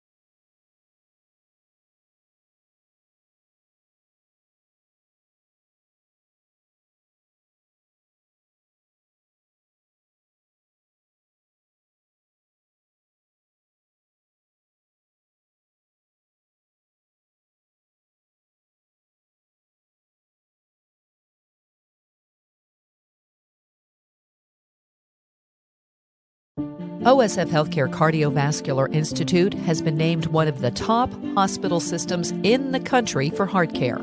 This prestigious award by the American College of Cardiology comes from our commitment to providing the highest quality of care, from general cardiology to complex surgeries and the latest technology.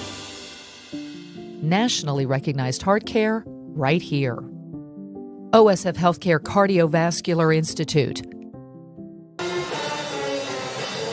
We're about set to start the second half here at Shirk Center. The Titans with a 29-23 lead. We bring you our players to watch, and it's not been the story so far tonight, but for the Augustana Vikings, Tyler Knuth, a 17-point per game scorer, held to just one field goal attempt and 2 points here through the first 10 minutes, but he gets new life here after sidelined with 2 fouls for a portion of the first half. And Hakeem Williams for Illinois Wesleyan, such a key player against anybody, but he has helped keep Tyler Knuth under wraps for the most part here tonight with 5 points on the offensive end as well. Yeah, Hakeem does it all for Illinois Wesleyan, no doubt about that. And Hakeem's the kind of guy, though, playing defense on one side, contributing on the offensive side of the floor, that all of a sudden can put up 6 to 8 points in the stretch. You'll see him get a couple of key steals, but always contributing all over the floor for Illinois Wesleyan. I think he's did a really nice job against Tyler Knuth. Obviously, he had some foul trouble in that first half, but nice thing for Augustana. Only 2 points for Knuth in half number one. They're only down 6 at the break. Their defense was really good. Got some scoring out of Matt Hawkins there at the end of the half. Got a big shot by Anthony Cooper from the corner, knocking down a 3. Evan Ambrose kind of carried the offense early on. You look at all the numbers from the first half, most of them in the Titans' favor, except for that free throw line, Eric. 10 for 13 for Augustana, just 5 out of 8 for Illinois Wesleyan. So the Vikings survived the first half by knocking down those free throws. They got into that bonus, were able to convert those into points on the other end. Really did a nice job on the defensive end to stay in the game. We got ourselves a ball game here at half, and we'll see if Augustana continues to dig in and play that good, aggressive, physical half-court defense. Titans have the original 5 on the floor. Hakeem Williams, Josh Friedman, Mason Funk, Harrison Wilmson, and Nick Roper as the handoff comes to Hakeem Williams, top of the key. Flipping it baseline. Roper inside to Wilmson. He gathers it in. It goes glass and scores. Once he catches that deep, you're in major trouble, but the ball moved really nicely. And see Harrison Wilmson with that cut all the way across the floor to the strong side block. And they were able to find him, and now Augustana turns it over here. So the Titans get the first 2 out of the break. And I do believe, Eric, 8 points has been the Titans' biggest lead of the night. They've had it a couple of times, but not able to get beyond that. We see the 2-2-1. Usually this drops into a 3-2, 2-3 zone look, kind of panning out to figure out where those shooters are. Friedman right side to Roper. Back out on top to Friedman. Roper on the right, hooks the baseline to Funk. Tees it up to Friedman, left side for 3. Off of the back rim, too strong. Nice back tap, kept alive by Wilmson. Into the corner to Funk. Funk stepped out of bounds with his left foot and gives it back to the Vikings. The second time that's happened to Mason tonight. Looks like he's got a good look. Goes to drive, puts that back foot, kind of plants in a backward position and ends up on the sideline. And a turnover for the Titans. Good opportunity for Illinois Wesleyan to extend to a double-digit lead. Couldn't get it done. Minute gone by, second half. Ambrose feeds the post to Knuth, backing down on Hakeem Williams. Stares down Hakeem. Now backing down to the post. He'll fade over him. Baseline, tough shot. Came up short. Tipped in. Roper pulls down the miss for the Titans.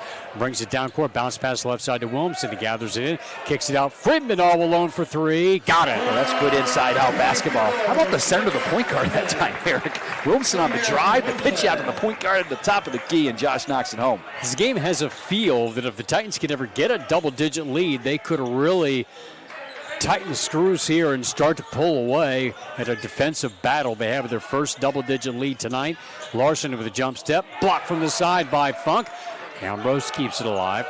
Shot clock at 8. He'll back up a tough 3 from the left wing, no good. Roper has the rebound. Roper again in the open floor, left side to Hakeem Williams. Inside to Roper, double clutches, scores, and is fouled. A good start to the second half by the Titans. Boy, Augustana's done a great job getting back on defense all night long. Just one little slip.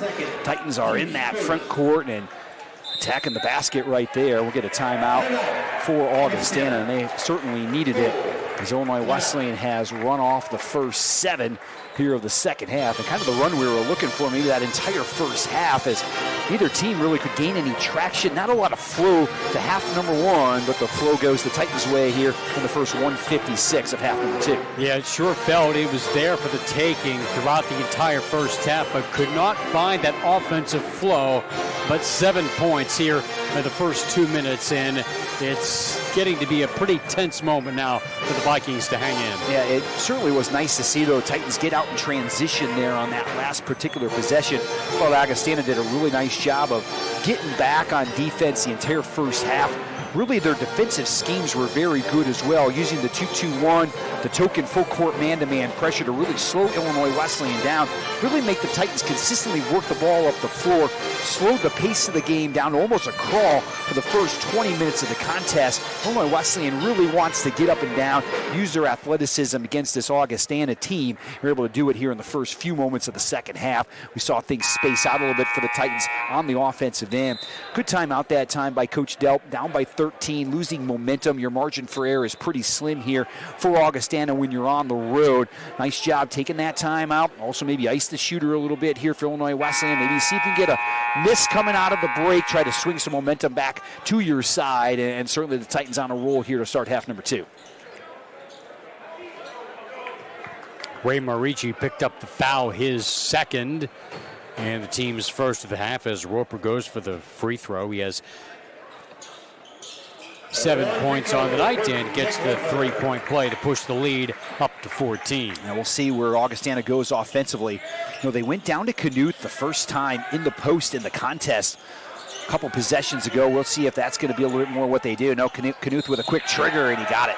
Oh, a tough three with a hand in his face, and Akeem Williams fouled him. And Knuth, who did not have a field goal in the entire first half, will go for a 4-point play. Yeah, that was a quick trigger right there. Probably one of those shots is, hey, I'm either going to try to get us back in this contest or it's not going to happen tonight. That was a deep 3 right there. Akeem Williams had a nice closeout. Was closing out a little bit too hard, and now this guy's going to knock him down pretty consistently. 91% from the free throw line coming in. And we'll see for Augustana, if he can get hot, if he can get a hot hand, he might be able to get them back in the contest. 37-27, Titans lead by 10. Fridman on the left side, hands off to Akeem Williams. Out high to Wilmson, left of the lane to Roper, glides in, scoops it up and scores. He was not going to be able to stop that move right there. Again, getting to his left hand, that's where he wants to be. First player in double figures tonight with 5 points in the half already. Titans up by a dozen, 39-27 head fake. Knuth flips it as he goes underneath Akeem Williams and drops it in for 2. Now we'll see if Tyler Knuth is going to try to take over here for Augustana. He was absent in the first half. Really hard to even call his name on the floor. Trying to take over here in the second half. 39-29, double down on Roper for a moment. Left side to Akeem Williams. Williams on the drive, crosses over, swings it out to Funk. Funk met top of the key, poked away, got it back, 8 to shoot. Right side to Wilmson, make that to Fridman, who throws up a long 3 and hits. All of a sudden, we got all sorts of offense in this game, Eric. It was a drag-out rock fight in the first half. Now team's starting to open it up. And watch 32. Let's see if he's going to get hot here for Augustana. You know, saving it all for the second half as Ambrose dribbles underneath the goal, comes back out to the free throw line. Gillingham right side, swings it left to Knuth. Knuth, he looks possessed right now. He wants to unload. Now Marici, foul line jumper, good. Now everybody's knocking down shots. Marici knocks it out to 15 and knocks one home. His first basket, 42-31. That's amazing what a halftime does for everybody. Fridman, wide right to Funk, throws up a long 3. He's feeling it, but that's well short. But he got fouled on the attempt by Ambrose. Must have gotten hit that time after he released it. Ball was well left. Second. So Funk will go to the line for 3 free throws. Yeah, Mason had a really nice finish against Milliken down the stretch. Made some really good defensive plays for the Titans. One of the reasons why they were able to pull away last Wednesday. Funk has 3 points on the night, long of the free throw. He's only shooting 47% at the line this year. Typically a more reliable free throw shooter than that. Now let's see if he can relax a little bit here at the line and knock down these last 2. There's the second one down the well. As Trey Bazell comes in along with Marco Anderson. Sometimes it just becomes a mental thing at that free throw line. And also you would think getting more regular attempts as well as the year goes on would help boost that percentage, as we've seen that happen for a couple of guys on the Titans, as he does square up those last two. And Funk now has 5. It's 44-31. Augustana has found something on the offensive end. See, the Titans can lock down in defense like they did the entire first half. Knuth on the right side, guarded here by Nick Roper. Lost the ball on the floor, picks it back up. He'll turn, has to double clutch, and he came back down without releasing it, and that is a double dribble called against Tyler Knuth. Yeah, boy, well covered that time by Nick Roper. Got up in the air. There came that long wingspan. There is just nowhere to go with the basketball. Knuth coming back down. They turn it over. Now they come back with that little token zone pressure here. It's been really the game plan all night for Augustana. The Titans have skipped it across the top pretty consistently. Now it's to Funk, into the corner. Bazell pulls up out to Funk with a head fake. Now to Fridman. Fridman left of the lane, into the paint, dishes inside to Anderson for 2. Nice job again by Josh Fridman. Really nice job. Coming to that 2-foot jump stop. Boy, drawing the defender and dropping it off to Marco at just the right time. 46-31, Ambrose in the paint, double clutch, had it tapped away. Giliberto, he had it knocked away by Trey Bazell, leading a break 3-on-2. Lobs ahead to Roper, tough catch, but he kept it alive to Fridman. His 3 is long. Funk with the offensive rebound. Funk darts it out to Fridman. Fridman, he'll pop a 3. Too strong. And Funk may have reached in to try to take it away and picks up his 3rd foul. Second team foul on the Titans in the half as Danny Romero along with Mike Hamilton come in for Augustana as Ambrose goes to the bench along with Marici. And Funk exits. Nathan Bolt in for Coach Rose's club. And Carthage opened up 11-point lead in the second half. 9 to go up in Wisconsin tonight against Carroll. We'll keep an eye on that one as night goes along. North Park's got an 11-point lead over Elmhurst in the second half. Now it's Giliberto getting the ball from Cooper. Left side Romero. On the wing, tough 3, Knuth. Boy, he's got a quick trigger in this half. No good. Nice save by Hamilton. Knuth moves toward the bucket. 12-footer off the back rim, no good. Nice save by Marco Anderson for Illinois Wesleyan. Bolt got pushed out of bounds. And Knuth picks up his 3rd foul. Yeah, one of the underrated things that Nathan Bolt does is his ability to use his length to make it really difficult to shoot over the top. He's gotten much better at that over the last couple years. He has got that long arms at 6'10", and he made that shot really difficult on Tyler Knuth. And Bolt here with the inbound to Jackson Nego. 46-31 Illinois Wesleyan. Bolt at the center of the press. Kicks it back out to Nego. Sets up top of the key. Left side to Bazell. Bazell looks it over back to Nego on the right. Now to Trey. Left side to Roper. Roper jump pass out to Bazell. Right side to Nego. Swings the baseline to Bolt inside to Roper. Tough catch, but a nice gather by Roper who drops it in for 2. Yeah, that's where you put that ball in that short corner and then you're cutting that wing right down the lane. And, oh, that looked good. 48-31, Titans' biggest lead. 3 on the way, rattling out. Left side by Cooper. Titans rebound. I thought the rebound by Nathan Bolt that time. Swooping in there, one-handed. Boy, just snaring that thing out of the air. Nego on the left to Roper. Roper into the paint. Pulls up. He'll fade from 13. Off the rim, no. Offensive rebound by Anderson. Tees it up to Bazell for 3. Off of the side of the 10. Rebound Hamilton for Augustana. The Titans have had a couple of daggers in the air. Neither one of them have gone down. Hawkins in the corner, his 3 skims off the rim as they have struggled from deep tonight. Yeah, this is the kind of game the Titans want to play, though. They want to get up and down this floor, and that's what it's been in the second half. Nego pulls up, 16-footers go. That's his shot right there, just waiting to create a little bit of space, and all of a sudden that lead balloons out to 19, and now we get a turnover against Augustana. He's starting to unravel for the Vikings here a little bit now in the second half. Keith Williams in for Nick Roper, and the Vikings called timeout as Illinois Wesleyan takes its biggest lead, 50-31, 13-13 to go. We'll be back in a moment. This is Illinois Wesleyan Titan basketball on 88.1 FM, WESN, and IWSports.com. What is proven science? At Just Thrive, it's about best-in-class clinical research. It's about supplements that empower users to control their health. These are the elements that make up the foundation of Just Thrive. Our proven, clinically backed, proprietary probiotic removes the guesswork from supplement selection because we've done the work for you to ensure that you're getting the best product possible, empowering you to take back control of your health from a leader in the digestive, immune, and emotional health spaces. 50-31, Illinois Wesleyan on top. 13-13 to play. The Titan women are leading at Milligan late third quarter.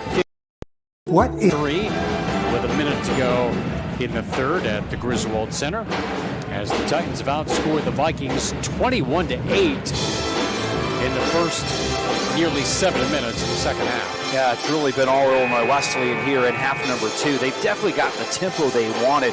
Augustana did a really nice job controlling tempo in that first half, but the Titans have gotten this game going up and down the floor. Erica really started on the first possession of the second half. Really good ball movement coming out of the locker room. They were able to find Wilmson underneath. He gets a bucket. They get a three-pointer to stretch it to 11. At that point, then, things starting to teeter a little bit more for Augustana. You're hoping that Tyler Knuth might be able to shoot you back in the contest. Illinois Wesleyan has covered him extremely well so far in this ballgame. And now he's picked up his third foul. He's out for the time being, but can't imagine they'll have him sidelined for long at this critical juncture for the Vikings to stay in this one. Hakeem Williams, right side, jump step against the double team, powers it up, off the backboard for 2. That's just strength right there by Williams. Well defended by Augustana. Just put his head down, kissed that one off the glass, and put it home. 52-31, Titans' biggest lead now at 21. Hawkins on the right side, out to Giliberto. Left side to Romero. Giliberto, chest pass to right side, Cooper. Defender falls down. Cooper open 3 and knocks it down. Nice job, Cooper's second 3 of the contest. Augustana hasn't had many. And he was able to knock that one home. Knuth knocked one home earlier in this half. Cooper got one from the corner in the first half and drilled that one right there. Just their third of the game in 17 attempts from beyond the arc. As Hakeem Williams inbounds in front of the Titan bench. Hakeem, left-hand dribble, hooks it out to Bolt, into the corner to Bazell. Bazell centers the ball to Hakeem Williams, overhead pass right side to Nigo. Chest pass left side to Bazell, dribble off his foot, back to get it. Right side, Bolt. Bolt moves in, cross-court pass, open man, Williams for 3, and he knocks it down as the shot clock expires. Under the circumstances, great play by Nathan Bolt, knowing exactly how much time's in the shot clock. He get a skip across the top, and it looked like it was going to be a disastrous possession. Ended up getting a pretty good shot by Hakeem Williams. He had a perfect pass from a difficult angle for Bolt to tee it up for Hakeem Williams, who's now in double figures. Giliberto on the drive with the pull-up in the paint as he knocks down the 12-footer. Nathan Bolt got a little extended that time, trying to cut off that passing lane. Giliberto able to get all the way down inside the 15 feet and knock down that little jumper. His first field goal tonight, 55-36. Williams, another 3. It spins out. Giliberto the rebound with a one hop. Yeah, keep feeling it for just a moment that time. Well, that ball halfway down and wouldn't stay down. Hawkins on the right side, dribbles it out on top to Hamilton. Now on the left to Romero. Back to Giliberto, right side to Cooper. Works off the pick to the right, behind the back, bounce pass to Giliberto. They work it around the horn to Hamilton. Now the drive here by Hawkins. Foul line, Jake blocked from the side by Hakeem Williams. Looks to run. Hakeem down the middle, 3-on-2. Inside, stripped by Cooper, and fouled as he jumped inside the half circle. And Cooper gets the reach in.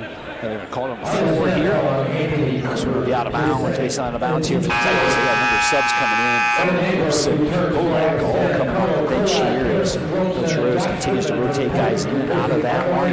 That's where you can really attack hard on the defensive end. Got guys coming in behind you. What a play here by Hakeem Williams. The block right there, picking that one up, heading the other end. Nice little shake and bake crossover. Draw contact on the other end. Now Tyler Knuth back in for the Vikings. And he'll replace Hamilton. Yeah, they're going to need his shooting, no doubt about it. He's going to have to get hot here down the stretch. Any chance trying to pull back in this one.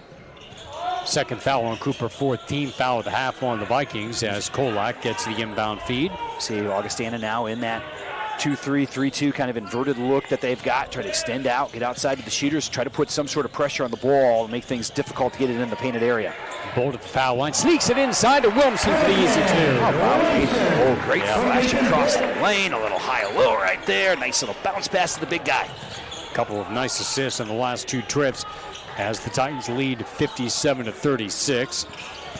Ambrose baseline against a double team as he knifes in between 2 defenders and drew the whistle. Ambrose knows how to draw contact, and he's been around with a lot of basketball. A lot of basketball at Augustana. Gets the line right there. Got off to the hot start tonight. Scored the first 6 for the Vikings. A little hemmed in since then. Second foul on Wilmson, 3rd team foul on the Titans as Ambrose is short on the first. He's 3 for 6 at the line as Roper returns for Bolt.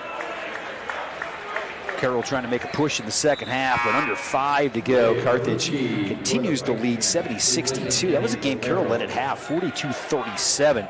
Firebirds came out and had a nice stretch to start the second half to gain a lead. They lead by 8 with under 5 to go. 1 of 2 for Ambrose, now in double figures with 10 points. 57-37 as Fridman carries the ball across.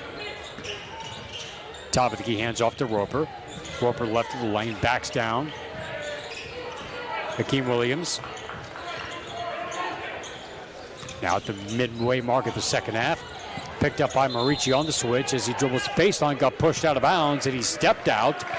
No violation, no foul, but a turnover on the Titans. Yeah, a ton of contact that time on the baseline there. Well, Hakeem Williams definitely probably went out of bounds, but he got a ton of help on the way out. 57-37, Wesleyan with 10 minutes to go. Titans on a 4-game winning streak. The Vikings have won 2 straight coming in. 10-6 on the year. 3 in the quarter. Marici lets it fly off the back rim. Tipped up. No. By Giliberto. Kolak wins the rebound for the Titans. He'll pedal into the front court himself. Jump pass to Wilmson on the baseline. Backing down on Marici. Outside the half circle. Jump hook for 2. Nice little soft touch that time. Get that backwards spin on that ball and get that up on the glass and softly in. Wilmson has 9 points, 59-37. Nice job, though, by Hakeem. You got to fight over that screen. It's that handoff that is so tough. You want to jam that as much as you possibly can. Hakeem does such a good job. That time looked like he might have gotten his shoulder pinched just a little bit as he tried to squeeze between Knuth and Marici on that tight handoff. 3rd foul on Williams, and the team fouls are even at 4 as Giliberto will inbound in front of the Viking bench. As Ambrose gets it and directs traffic top of the key, guarded by Fridman. Left-hand dribble on the left side. Now switches to the right off the screen by Marici at the free throw line. Hedges his way toward the baseline, kicks it down to Knuth. Well covered here by Roper. Now he looks to go baseline, double clutch is too strong off at the backboard, and Funk able to rip it away. Then got fouled from behind, I believe, and or do they call it tie out? No, they're calling a foul. It's going to be on Knuth then. 4. His 4th. A tough call with both players going after the basketball. Under 9 to go. The season goes on. We get closer to the end of February. We'll continue to talk about the NPI. And Titans right now 4th in the NPI. Augustana in the low 80s. They're 4th in the CCIW right now in the NPI. Just kind of the way the Division III is going to put that tournament bracket together when it's all said and done. Roper's pass kicked by Gillingham. Titans will keep possession. Titans are number 5 in the D3Hoops.com poll this week as they have moved up 1 spot each of the last couple of weeks. Keep winning. You keep winning, you keep moving. Fridman, top of the circle, backdoor. Roper with a 2-handed flush. Nice job by Fridman drawing that contact. As soon as you see a guy dribbling at you, the tendency is to take a step forward. Exactly what happened there. And that backdoor cut. Titans have had some nifty assists in the second half. Ambrose in the paint. His fadeaway is good. Ambrose just 5'9", but knows how to create space. Really nice job getting downhill, creating just enough space to rise up over the top to get that shot off. Wilmson with a handoff to Kolak, give and go. Inside to Wilmson, lays it in. The Titans just really taking it to Augustana now. Williamson now in double figures. They have found the offense here in the second half. Boy, it was a grinder in half number 1. 34 points in 12 minutes of the half. The ball rolled away from Ambrose, and Roper at the bottom of the pile looked like he got a timeout as he won possession of the ball. A 30-second timeout. Titans had 29 points in the first half and 34 already here in the second half in 12 minutes. How about the back door right there and the flush for Nick Roper on the other end. The freshman point guard to the senior small forward, and Nick knows how to do what to do with it once he gets down in that particular area. Titans up 24 now. Boy, it looked like we were going to have a slugfest here at halftime, 29-23. Illinois Wesleyan's movement off the ball has been so much better here in the second half.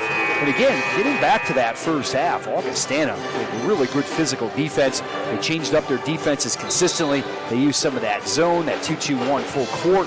Constantly kind of had the Titans off balance in half number 1. Fortunately for the Vikings, though, they couldn't throw it in the ocean in the first half. They really struggled on the offensive end. And got to give the Titans a lot of credit. It's a very good defensive team Illinois Wesleyan can roll out there. It was tough to get good open looks if you're Augustana. They're not going to get much inside against Illinois Wesleyan. Nothing on the break, so you're going to have to knock down some jump shots. Didn't happen for Augustana in half number 1, so even though the Titans really struggled on the offensive end, still a 6-point halftime lead, and they have blown it open here in the second half. Titans are 70% from the floor in the second half, 14 out of 20, including 3 of 8 from deep. Ball tapped into the back court, and they'll say Kolak had touched it before it went into the back court, so it will go as a violation against the Titans. And I thought maybe Augustana might have gotten a piece of that. Fisher said no. I think Carlo agreed as well, just by his body language that time. So the Titans will go back on defense as Gillingham puts the ball in play. Pull up, tough 3. Cooper knocks it down. Yeah, he's been their shooter. That's his 3rd three-pointer. 63-42. Titans on top, left side of Roper. Roper goes baseline, stumbles as he maintains the dribble. Kept it alive for Funk, and Funk unable to one-hand the ball in, out of bounds, and it goes off of Cooper, who tried to throw it off of Roper and couldn't do it. Kind of a weird exchange that time, as Nick got to turn the corner. Ball was loose down low.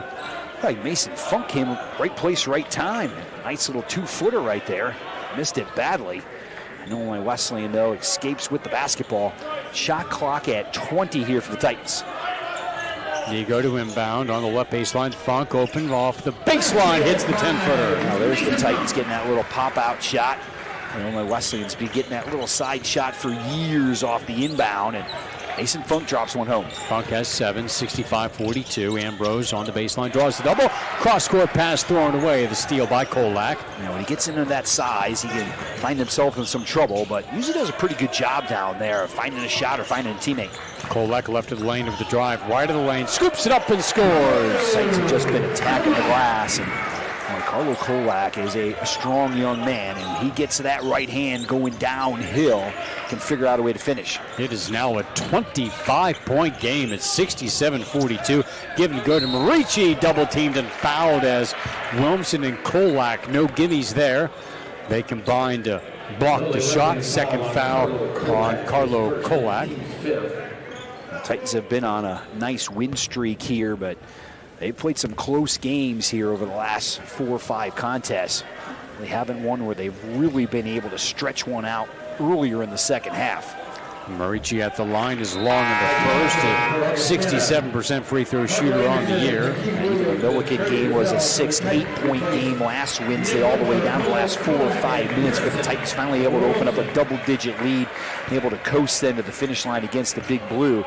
It's nice to see them be able to come out at halftime and really expand the lead. Of course, they had the overtime game against Wheaton on the road and 3 overtimes against North Central the following Saturday. Yeah, they certainly have pulled some out of the fire. There's no doubt about that during this win streak. 67-43. Titans did have their share of double-digit wins in the first half of the season, but the win is all that counts as they lead here by 24. Funk in the corner, Maltonigo on the wing. Now to Bazell, left of the lane, throws up a tough 3 off the back rim. Tracked down by Jackson Nigo, and they'll reset the offense.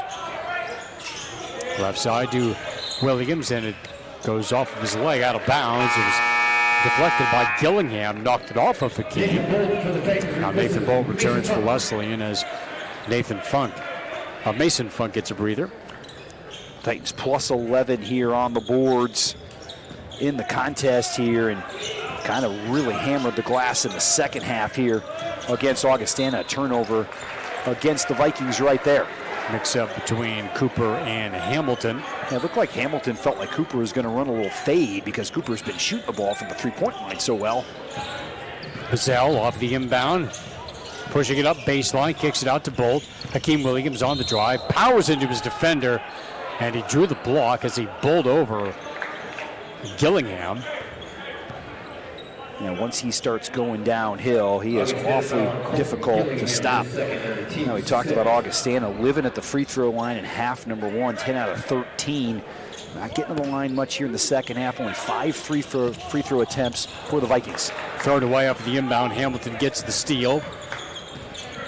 Titans up by 24 here late in the second half. Ambrose pulls up in the paint. No good. Tipped up. Anderson got 2 hands on it, but could not corral it. He taps it out of bounds. Tyler Knuth now back in for the Vikings with 4 fouls as Anthony Cooper checks out of the lineup. Yeah, they're going to need Knuth to get a really hot hand here, and he's got that type of ability.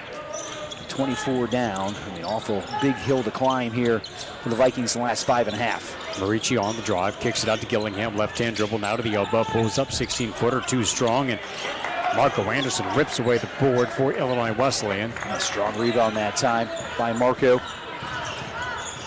Nigo on the right side, 67-43 Wesleyan with the lead. Nigo some nifty dribbling and nearly lost it a couple of times and got knocked to the floor trying to retrieve it. It's foul 7 on Augustana, so this should put Illinois Wesleyan at the free throw line here.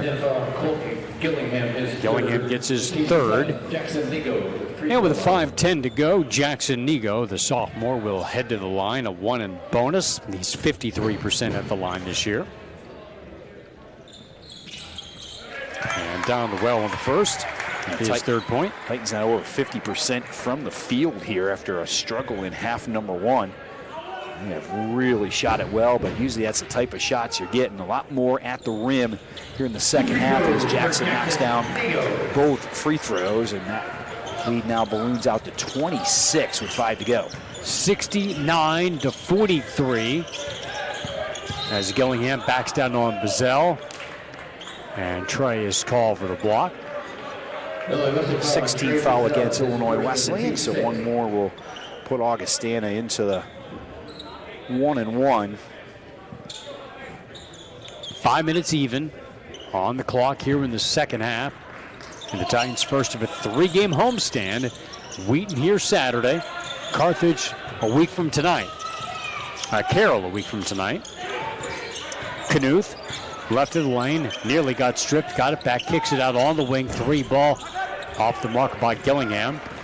Titans rebound. Hakeem Williams back the other way for Wesleyan. Williams on the right side out to Bolt. Chest pass the left side to Nigo. The give and go to Bolt was nearly broken up, but Bolt able to retrieve it. Hakeem Williams on the drive right of the lane. Ball jarred loose, picked away by Gillingham. Gillingham in transition, pulls up on the elbow out to Ambrose, lines up a 3. That's long. Offensive rebound by Gillingham as he was able to get the rebound amongst the trees of Illinois Wesleyan. Nathan Bolt picks up his second foul, team foul number 7. Carthage a winner tonight, 88-68 over Carroll. So again, the Firebirds trailed at half. They end up winning that one by 20, and North Park up 13 over Elmhurst on the road at Elmhurst, under 4 to go. So looks like the Vikings are going to pick up their 7th CCIW victory. Gillingham misses the front end of a 1 of bonus. Hakeem Williams tracks down the miss. So it would appear that the 3 leaders in the CCIW will all maintain their marks with 1 loss each as we reach the midway point of the conference season here tonight, where everyone's played everyone else once. And they've each beaten each other. Carthage over Wesleyan. North Park knocked off Carthage, and Illinois Wesleyan knocked off North Park. So we'll see what happens in the second half. And Titans got that win on the road as Bazell goes for the pull-up, no good, and a foul. As the shot clock winds down, and that'll do it for Tyler Knuth as he fouls out tonight with just 8 points in limited action. He was battling foul trouble all night long. And Shane Miller is going to enter the lineup now for Illinois Wesleyan. The 6'1" senior is going to the last 3:51 here on the floor. Josh Friedman back in the lineup for the Titans. As Trey Bizzell goes to the line, a 1 in bonus. He has 8 points, all coming in the first half tonight. Well, Augustana's got 12 out of Cooper, 11 out of Ambrose.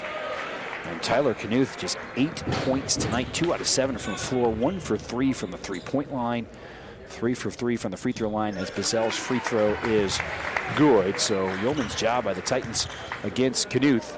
We'll see Augustana again in Rock Island. I'm sure Mr. Knuth will be ready to go in that one. He is a really good scorer. Trey Bizzell gets both free throws now with 10 points, and he'll check out of the game. Carlo Kolak back in. Now that offense was really sputtering for Illinois Wesleyan in the first half, and Trey knocked down a couple of threes to get the Titans that 6-point lead at halftime. And that was big as Illinois Wesleyan able to blow it open here in the second half. 71-43. Illinois Wesleyan on top. The dribble drive, the turnout is good. Dom Roden, a 6-foot freshman from East Moline, gets the bucket. 71-45. And got down inside that time again. Shane Miller gets a little head fake. Him up in the air and able to complete the basket. Shane Miller on the right side against the double team. Now he attacks the rim, scoops and scores. Really nice spin that time by Shane Miller, getting all the way to the basket. And a good right-hand finish. 73-45. Titans on top. Just over 3 minutes to go in this one. Roden on the right side out to Giliberto. Delivers the pass to the right side to Gillingham. Runs into the double team. Miller trying to draw it loose and gets the reach in. By Miller is just total energy when he's on the floor. A crowd favorite. He's got no first question. 3 rows there. All of a sudden, highly into the contest. Well, when you have a senior who puts in the time that he puts in throughout the year, and you really root for guys like that to get their opportunities. He had to overcome injuries earlier in the year that set him back. And speaking of which, Brady Keel is in for the Titans, the 6'6" sophomore from St. Louis. Has been battling injuries himself this year. Gillingham makes the free throw. And he'll get one more as Nathan Bolt gets ready to return for the Titans. Marco Anderson checks out. Nathan Bolt's had some really good minutes tonight. Hasn't scored, but done a nice job on the defensive end. Some really big assists. A couple nice kickouts. A nice drop in the lane for an easy bucket. So even though not putting points on the board himself, well, he's done yeoman's work off the bench. So one more try here for Gillingham, and he gets both his first points tonight. 73-47. Now Justin Garcia checks in for the Vikings, a 5'10" sophomore from Gilbert, Arizona. Milliken picked up a win tonight, 76-73 over Wheaton. So the Big Blue are in the win column. 73-47 with under 3 minutes to go. It's Shane Miller out near midcourt. Loose dribble, got it back. Now to Bolt. Bolt steps to the right back door to Friedman behind the goal. Kicks out to Kolak. Kolak into the paint. The scoop, the score, and the foul. Again, Carlo able to get downhill there, attacking the glass. Let's see if Coach Rose here is going to get everybody in the game as the lead has ballooned to 28 now here in the second half. Carlo coming right in your screen right there, able to flip one up and in. The and one. Bench exploding there for the Titans. Josh Friedman's night is done, and Carlo Kolak knocks in the free throw. 5 points for Kolak. Nikola Rayek is 6'7" redshirt freshman from Evanston, Illinois. Picked up the whistle. 76-47. The drive by Roden, hemmed in on the baseline, gets it across to Rayek. As he backs down on Bolt, he'll fade over the 6'10" big man. Missed it. Rebound Kolak for the Titans. A nice looking shot that time by Rayek, going to a little fade right there on the baseline. The shot a little too hard off the heel. Kolak left of the lane, dribbles over to the right. He's looking for the seam. Crashes in toward the glass and powers it in for 2. Again, Carlo Kolak attacking the glass. And Augustana has Wesleyan played a lot of games. Very few of them have had 30-point margins at the finish. Looked like we were heading that way at all tonight. When Augustana played a really good first half. The Titans have really taken it to them in half number 2. Yeah, it looked like a classic Titan-Viking battle from many years ago where the first team to 60 wins the game, and Titans were up 29-23 at the break, and they really turned on the light switch in the second half, and they put up 49 points here in the second half as Roden makes the first of 2. And Gray Giovanni built his basketball program at Augustana on physical, half-court, man-to-man defense. Second free throw up and good. Also tremendous size. Augustana always terrific, 6'7", 6'8". Post players inside, made it really hard to score in the painted area.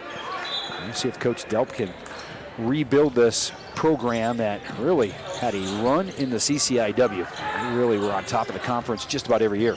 New players in for the Vikings. Eli Aldana, 6-foot sophomore from Streamwood, Illinois, along with Ethan Andre, 6-foot sophomore from Belvedere.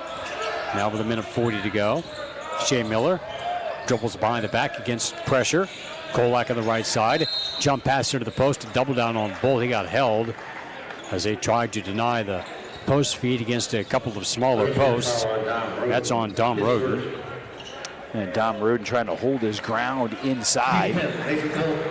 Giving up a major size advantage there.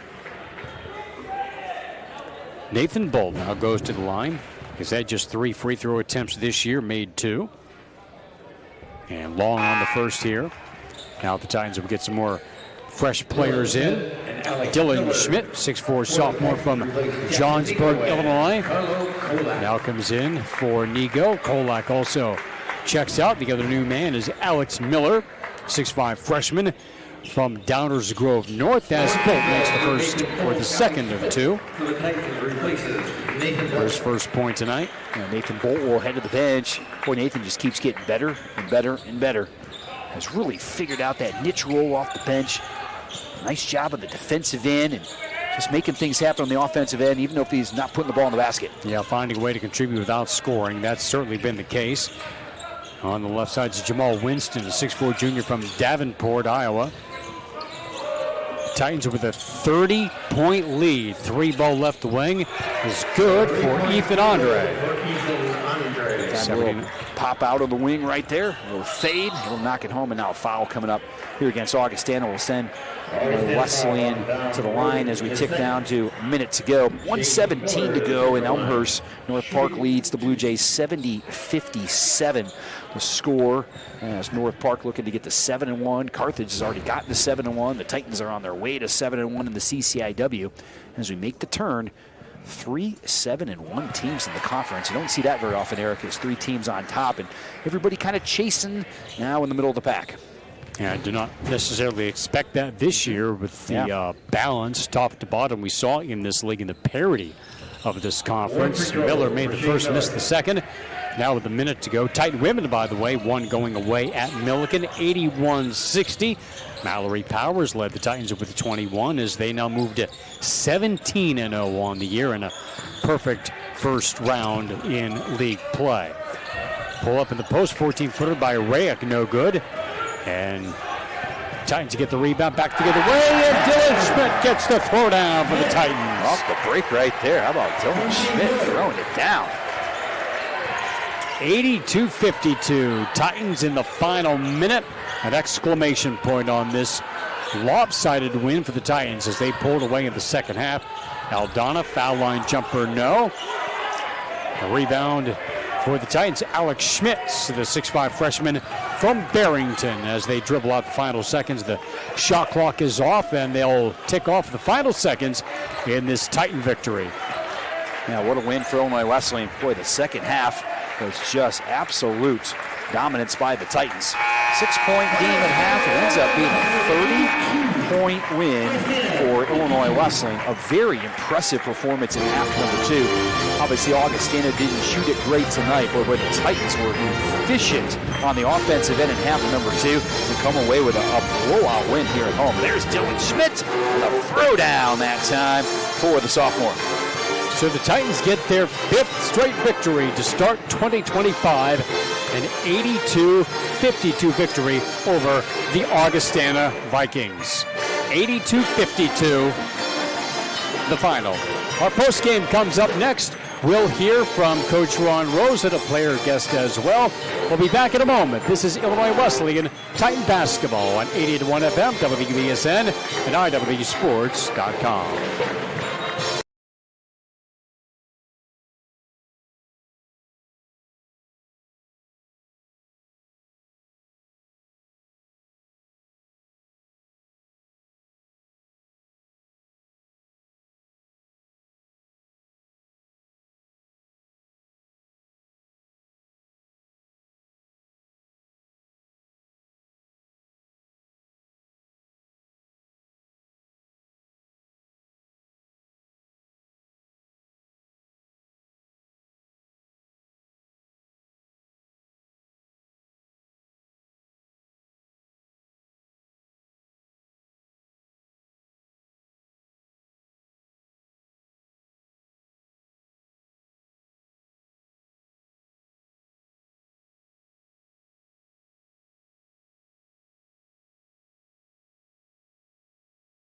OSF Healthcare Cardiovascular Institute has been named one of the top hospital systems in the country for heart care. This prestigious award by the American College of Cardiology comes from our commitment to providing the highest quality of care. From general cardiology to complex surgeries and the latest technology. Nationally recognized heart care right here. OSF Healthcare Cardiovascular Institute. Welcome back to Sharp Center here at Illinois Wesleyan as the Titans win going away in the second half for an 82-52 victory over the Augustana Vikings. Eric Stock here along with Joe Swanson and Carlo Kolak, our player guest here tonight. And Carlo, what a difference between the first half and the second half. What was the difference in the last 20 minutes, especially on the offensive end?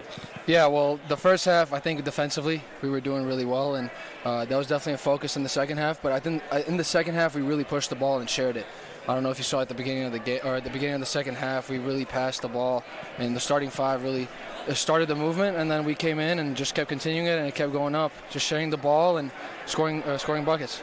Talk about how difficult it was to score against Augustana. They changed a lot of defenses on you in the first half, and they played physical defense in half number one. Yeah, I think changing defenses, you never know what they're in, and that kind of creates confusion. On the offensive end, you don't know if you're going to run a man offense or a zone offense.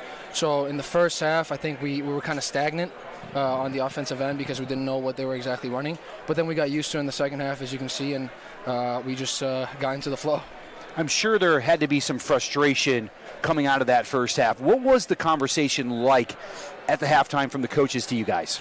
Yeah, well, he was really impressed by our defense and said defense is going to win this game.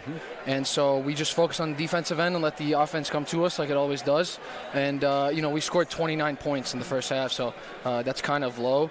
But his emphasis was really on sharing the ball, and the shots would come to us, and that happened. Number 32, Tyler Knuth, big numbers coming in. Guy can really shoot the ball from the outside, but you also have to keep him off the free throw line as well. Yeah. What was the game plan coming in? Obviously, it worked, whatever it was. Yeah, well, first of all, Hakeem. Hakeem, that's a good game plan. Yeah, he's always but he's the best defender in the country in my opinion, and so it starts all with him. But then it's not him only; it's us in the gaps, in the help defensive side, and just helping him out. I think it's a 5-on-5 game, and so when Hakeem is pressing him up, and we're in the gaps, I think it's hard for anyone to score, no matter how good they are. Talk about Hakeem, Nick, practicing against those guys every single day, and maybe how that prepares you well for what you're going to see on games. Yeah, I mean, just Nick with his offensive weapons, he really prepares you defensively because, you got to figure out how to stop him. He can shoot, he can dunk, he's really athletic, long. And so just on the defense, during practices on the defensive end, you just got to really focus up on him. And then Hakeem gets you better offensively. He just poses such a challenge on defense, and he always plays such hard defense, no matter what it is, defense or a practice or a game, and he just gets you so prepared. Carlo, talk about your game a little bit. We saw the three-point shot last Wednesday, and it was getting downhill to the basket tonight, kind of showing both those parts of your game. I mean, I like to call myself versatile. Mm-hmm. So Absolutely. hopefully, just using both sides of the game. Today I didn't shoot any threes, and so I went in and they opened up some lanes for me, and I took it and went in and scored layups. But if they're letting me shoot, I'm going to take those 3-point shots. If they're playing up on me, I'm going to keep driving, and so that's what happened today.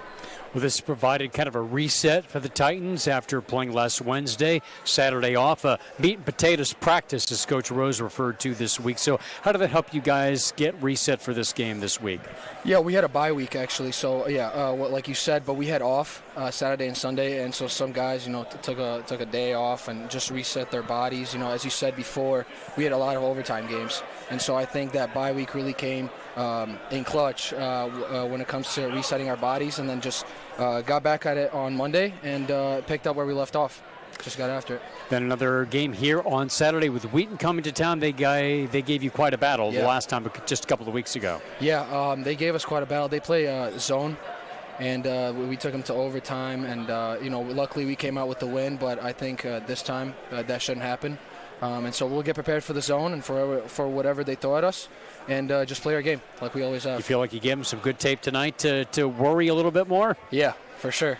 All right, we appreciate the time. Congratulations on the win. We'll look forward to seeing you out there on Saturday. Thank you so much. It was great seeing you guys. Good job, Carlo. Illinois Wesleyan junior Carlo Kolak with a 7-point performance tonight in the Titan victory over Augustana, 82-52. The final, as Coach Rose will make his way up here in just a moment, as the Titans get the victory to improve to 15-2 on the year, now 7-1 in the CCIW at the midway point in the conference race, while Augustana drops to 10-7 on the year, and now their league record is a 3-5.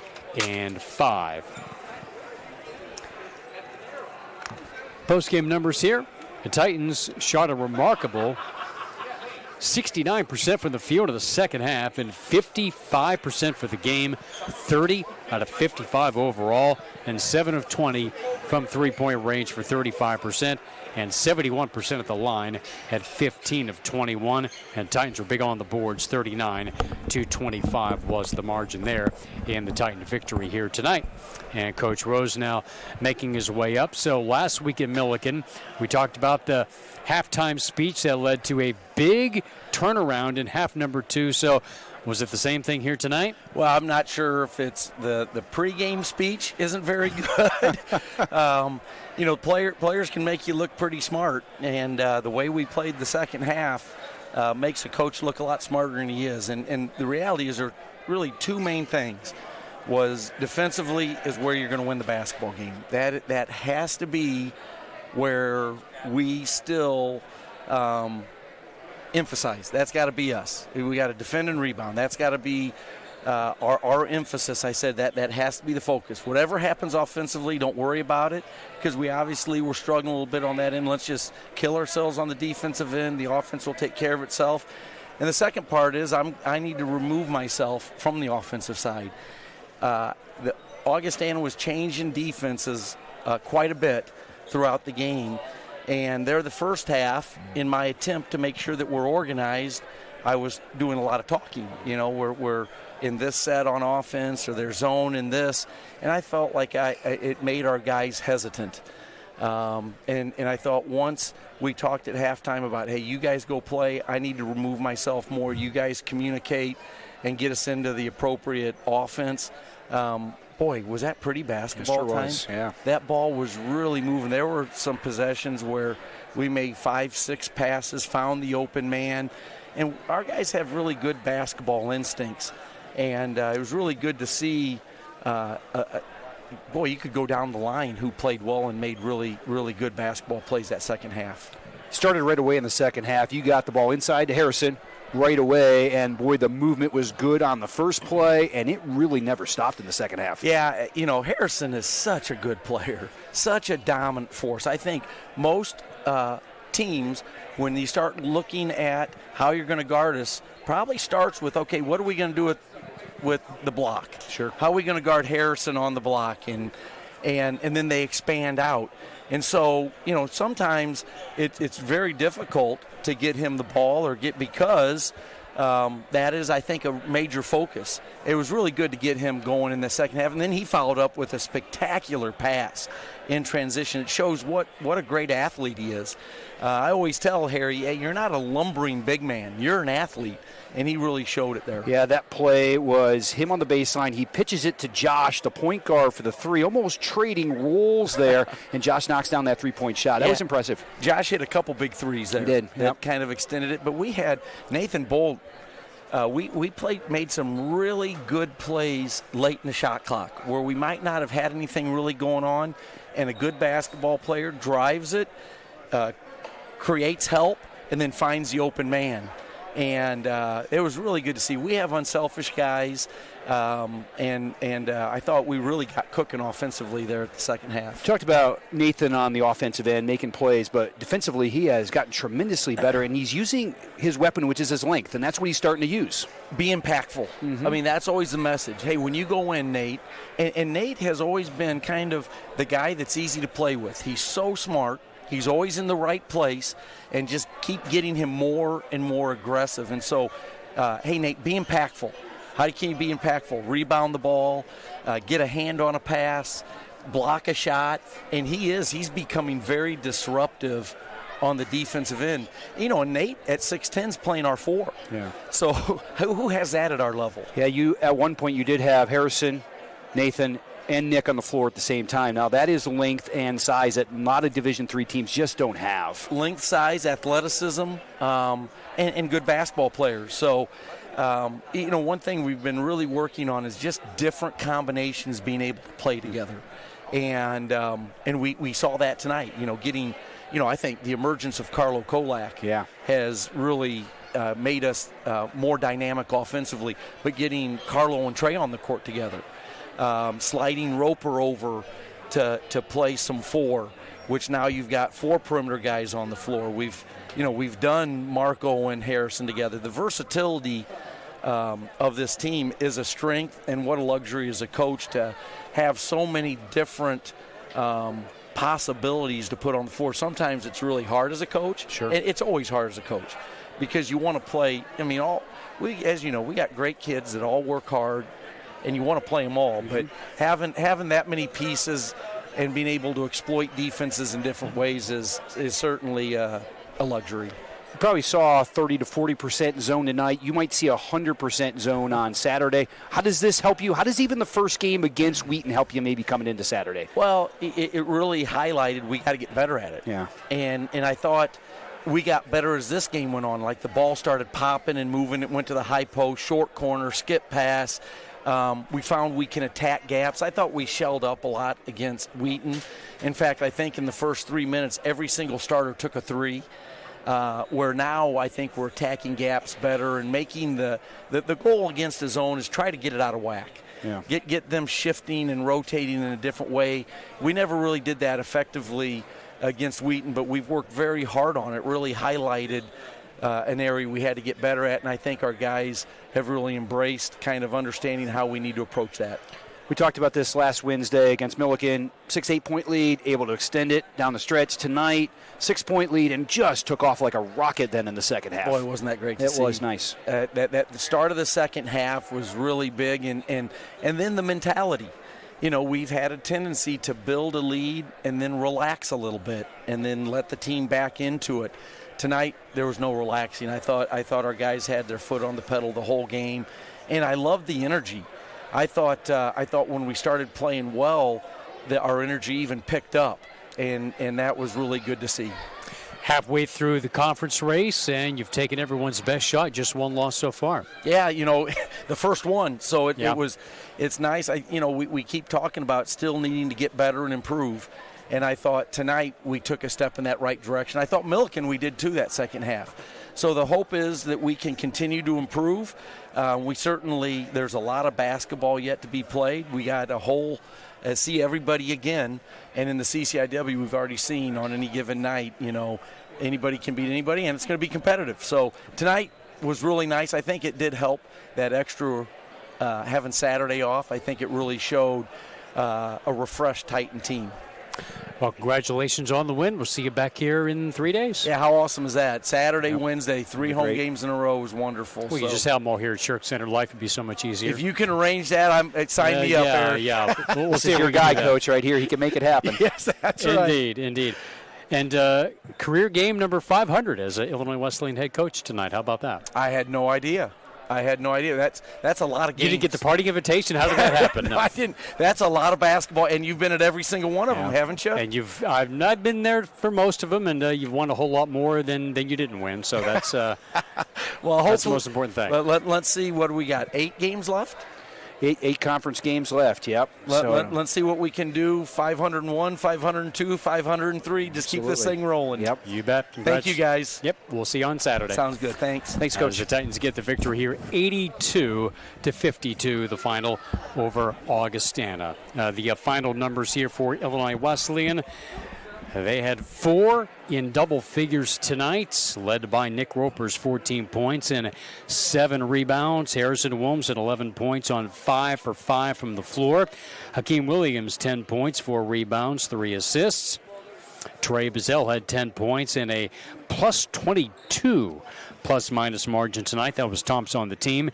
Josh Fridman had 8 points. Mason Funk had 7. Carlo Kolak had 7. Marco Anderson, 5 points, 7 rebounds. Jackson Nego, 4 points, 4 rebounds. Shane Miller had 3. Dylan Schmidt, a dunk at the end for 2. Nathan Bolt had 1 point, but also had 3 rebounds and 3 assists. And Brady Keel, Alex Miller, and Alex Schmitz all had some time but did not score. For Augustana, they had 2 in double figures, led by Anthony Cooper, 12 points off the bench. Evan Ambrose had 11. Tyler Knuth battled foul trouble all night, and their leading scorer coming in at 17 points per game, had just 8 in 19 minutes here tonight before he fouled out. Matt Hawkins had 4. Dom Roden had 4. Nicholas Giliberto had 4. Ray Marici had 3. Chase Larson had 1 for the Vikings as they take the loss here, 82-52, the final. Illinois Wesleyan gets the victory, and again, it is still a 3-team race atop the CCIW as North Park knocks off Elmhurst 72-61. Carthage beat Carroll by 20 as they too go to 7-1 on the year. Milliken held off Wheaton at King Arena 76-73. So here we are at the halfway point, and it's definitely a 3-team race, and should be a very interesting last 4 to 5 weeks. Yeah, no doubt about it. Boy, Titans dodged some bullets there. An overtime win at Wheaton, a triple overtime win over North Central. But last couple of games, were able to take control in the second half and cruise at the end against Milliken and really dominated the second half of this contest. A 30-point win over Augustana as the Vikings drop the contest here tonight. But good to see from the Titans, really played well in the second half. We'll see if they can take that momentum now into that game against Wheaton. Boy, the Thunder played them awfully tough, Eric, at King Arena. That you might even say, boy, the Titans absolutely escaped with a victory up there at King Arena at Wheaton. So it's going to be a good game on Saturday. Another chance to get another CCIW win. Yeah, late 3 by Nick Roper forced that overtime. Otherwise, we would have been talking about a much different outcome. So we thank our crew here tonight, Bucket Paulson in our WESN studios, and the crew here at Shirk Center, Tyler Wilson, Vinny Mangina, Ellie Moore, Nicole Duma, Lola Avila, and Dylan Meyer. For Joel Swanson, I'm Eric Stock, saying so long from Shirk Center. Again, the final score, Illinois Wesleyan 82, Augustana College 52. This has been Illinois Wesleyan Titan Basketball on 88.1 FM, WESN, and IWSports.com.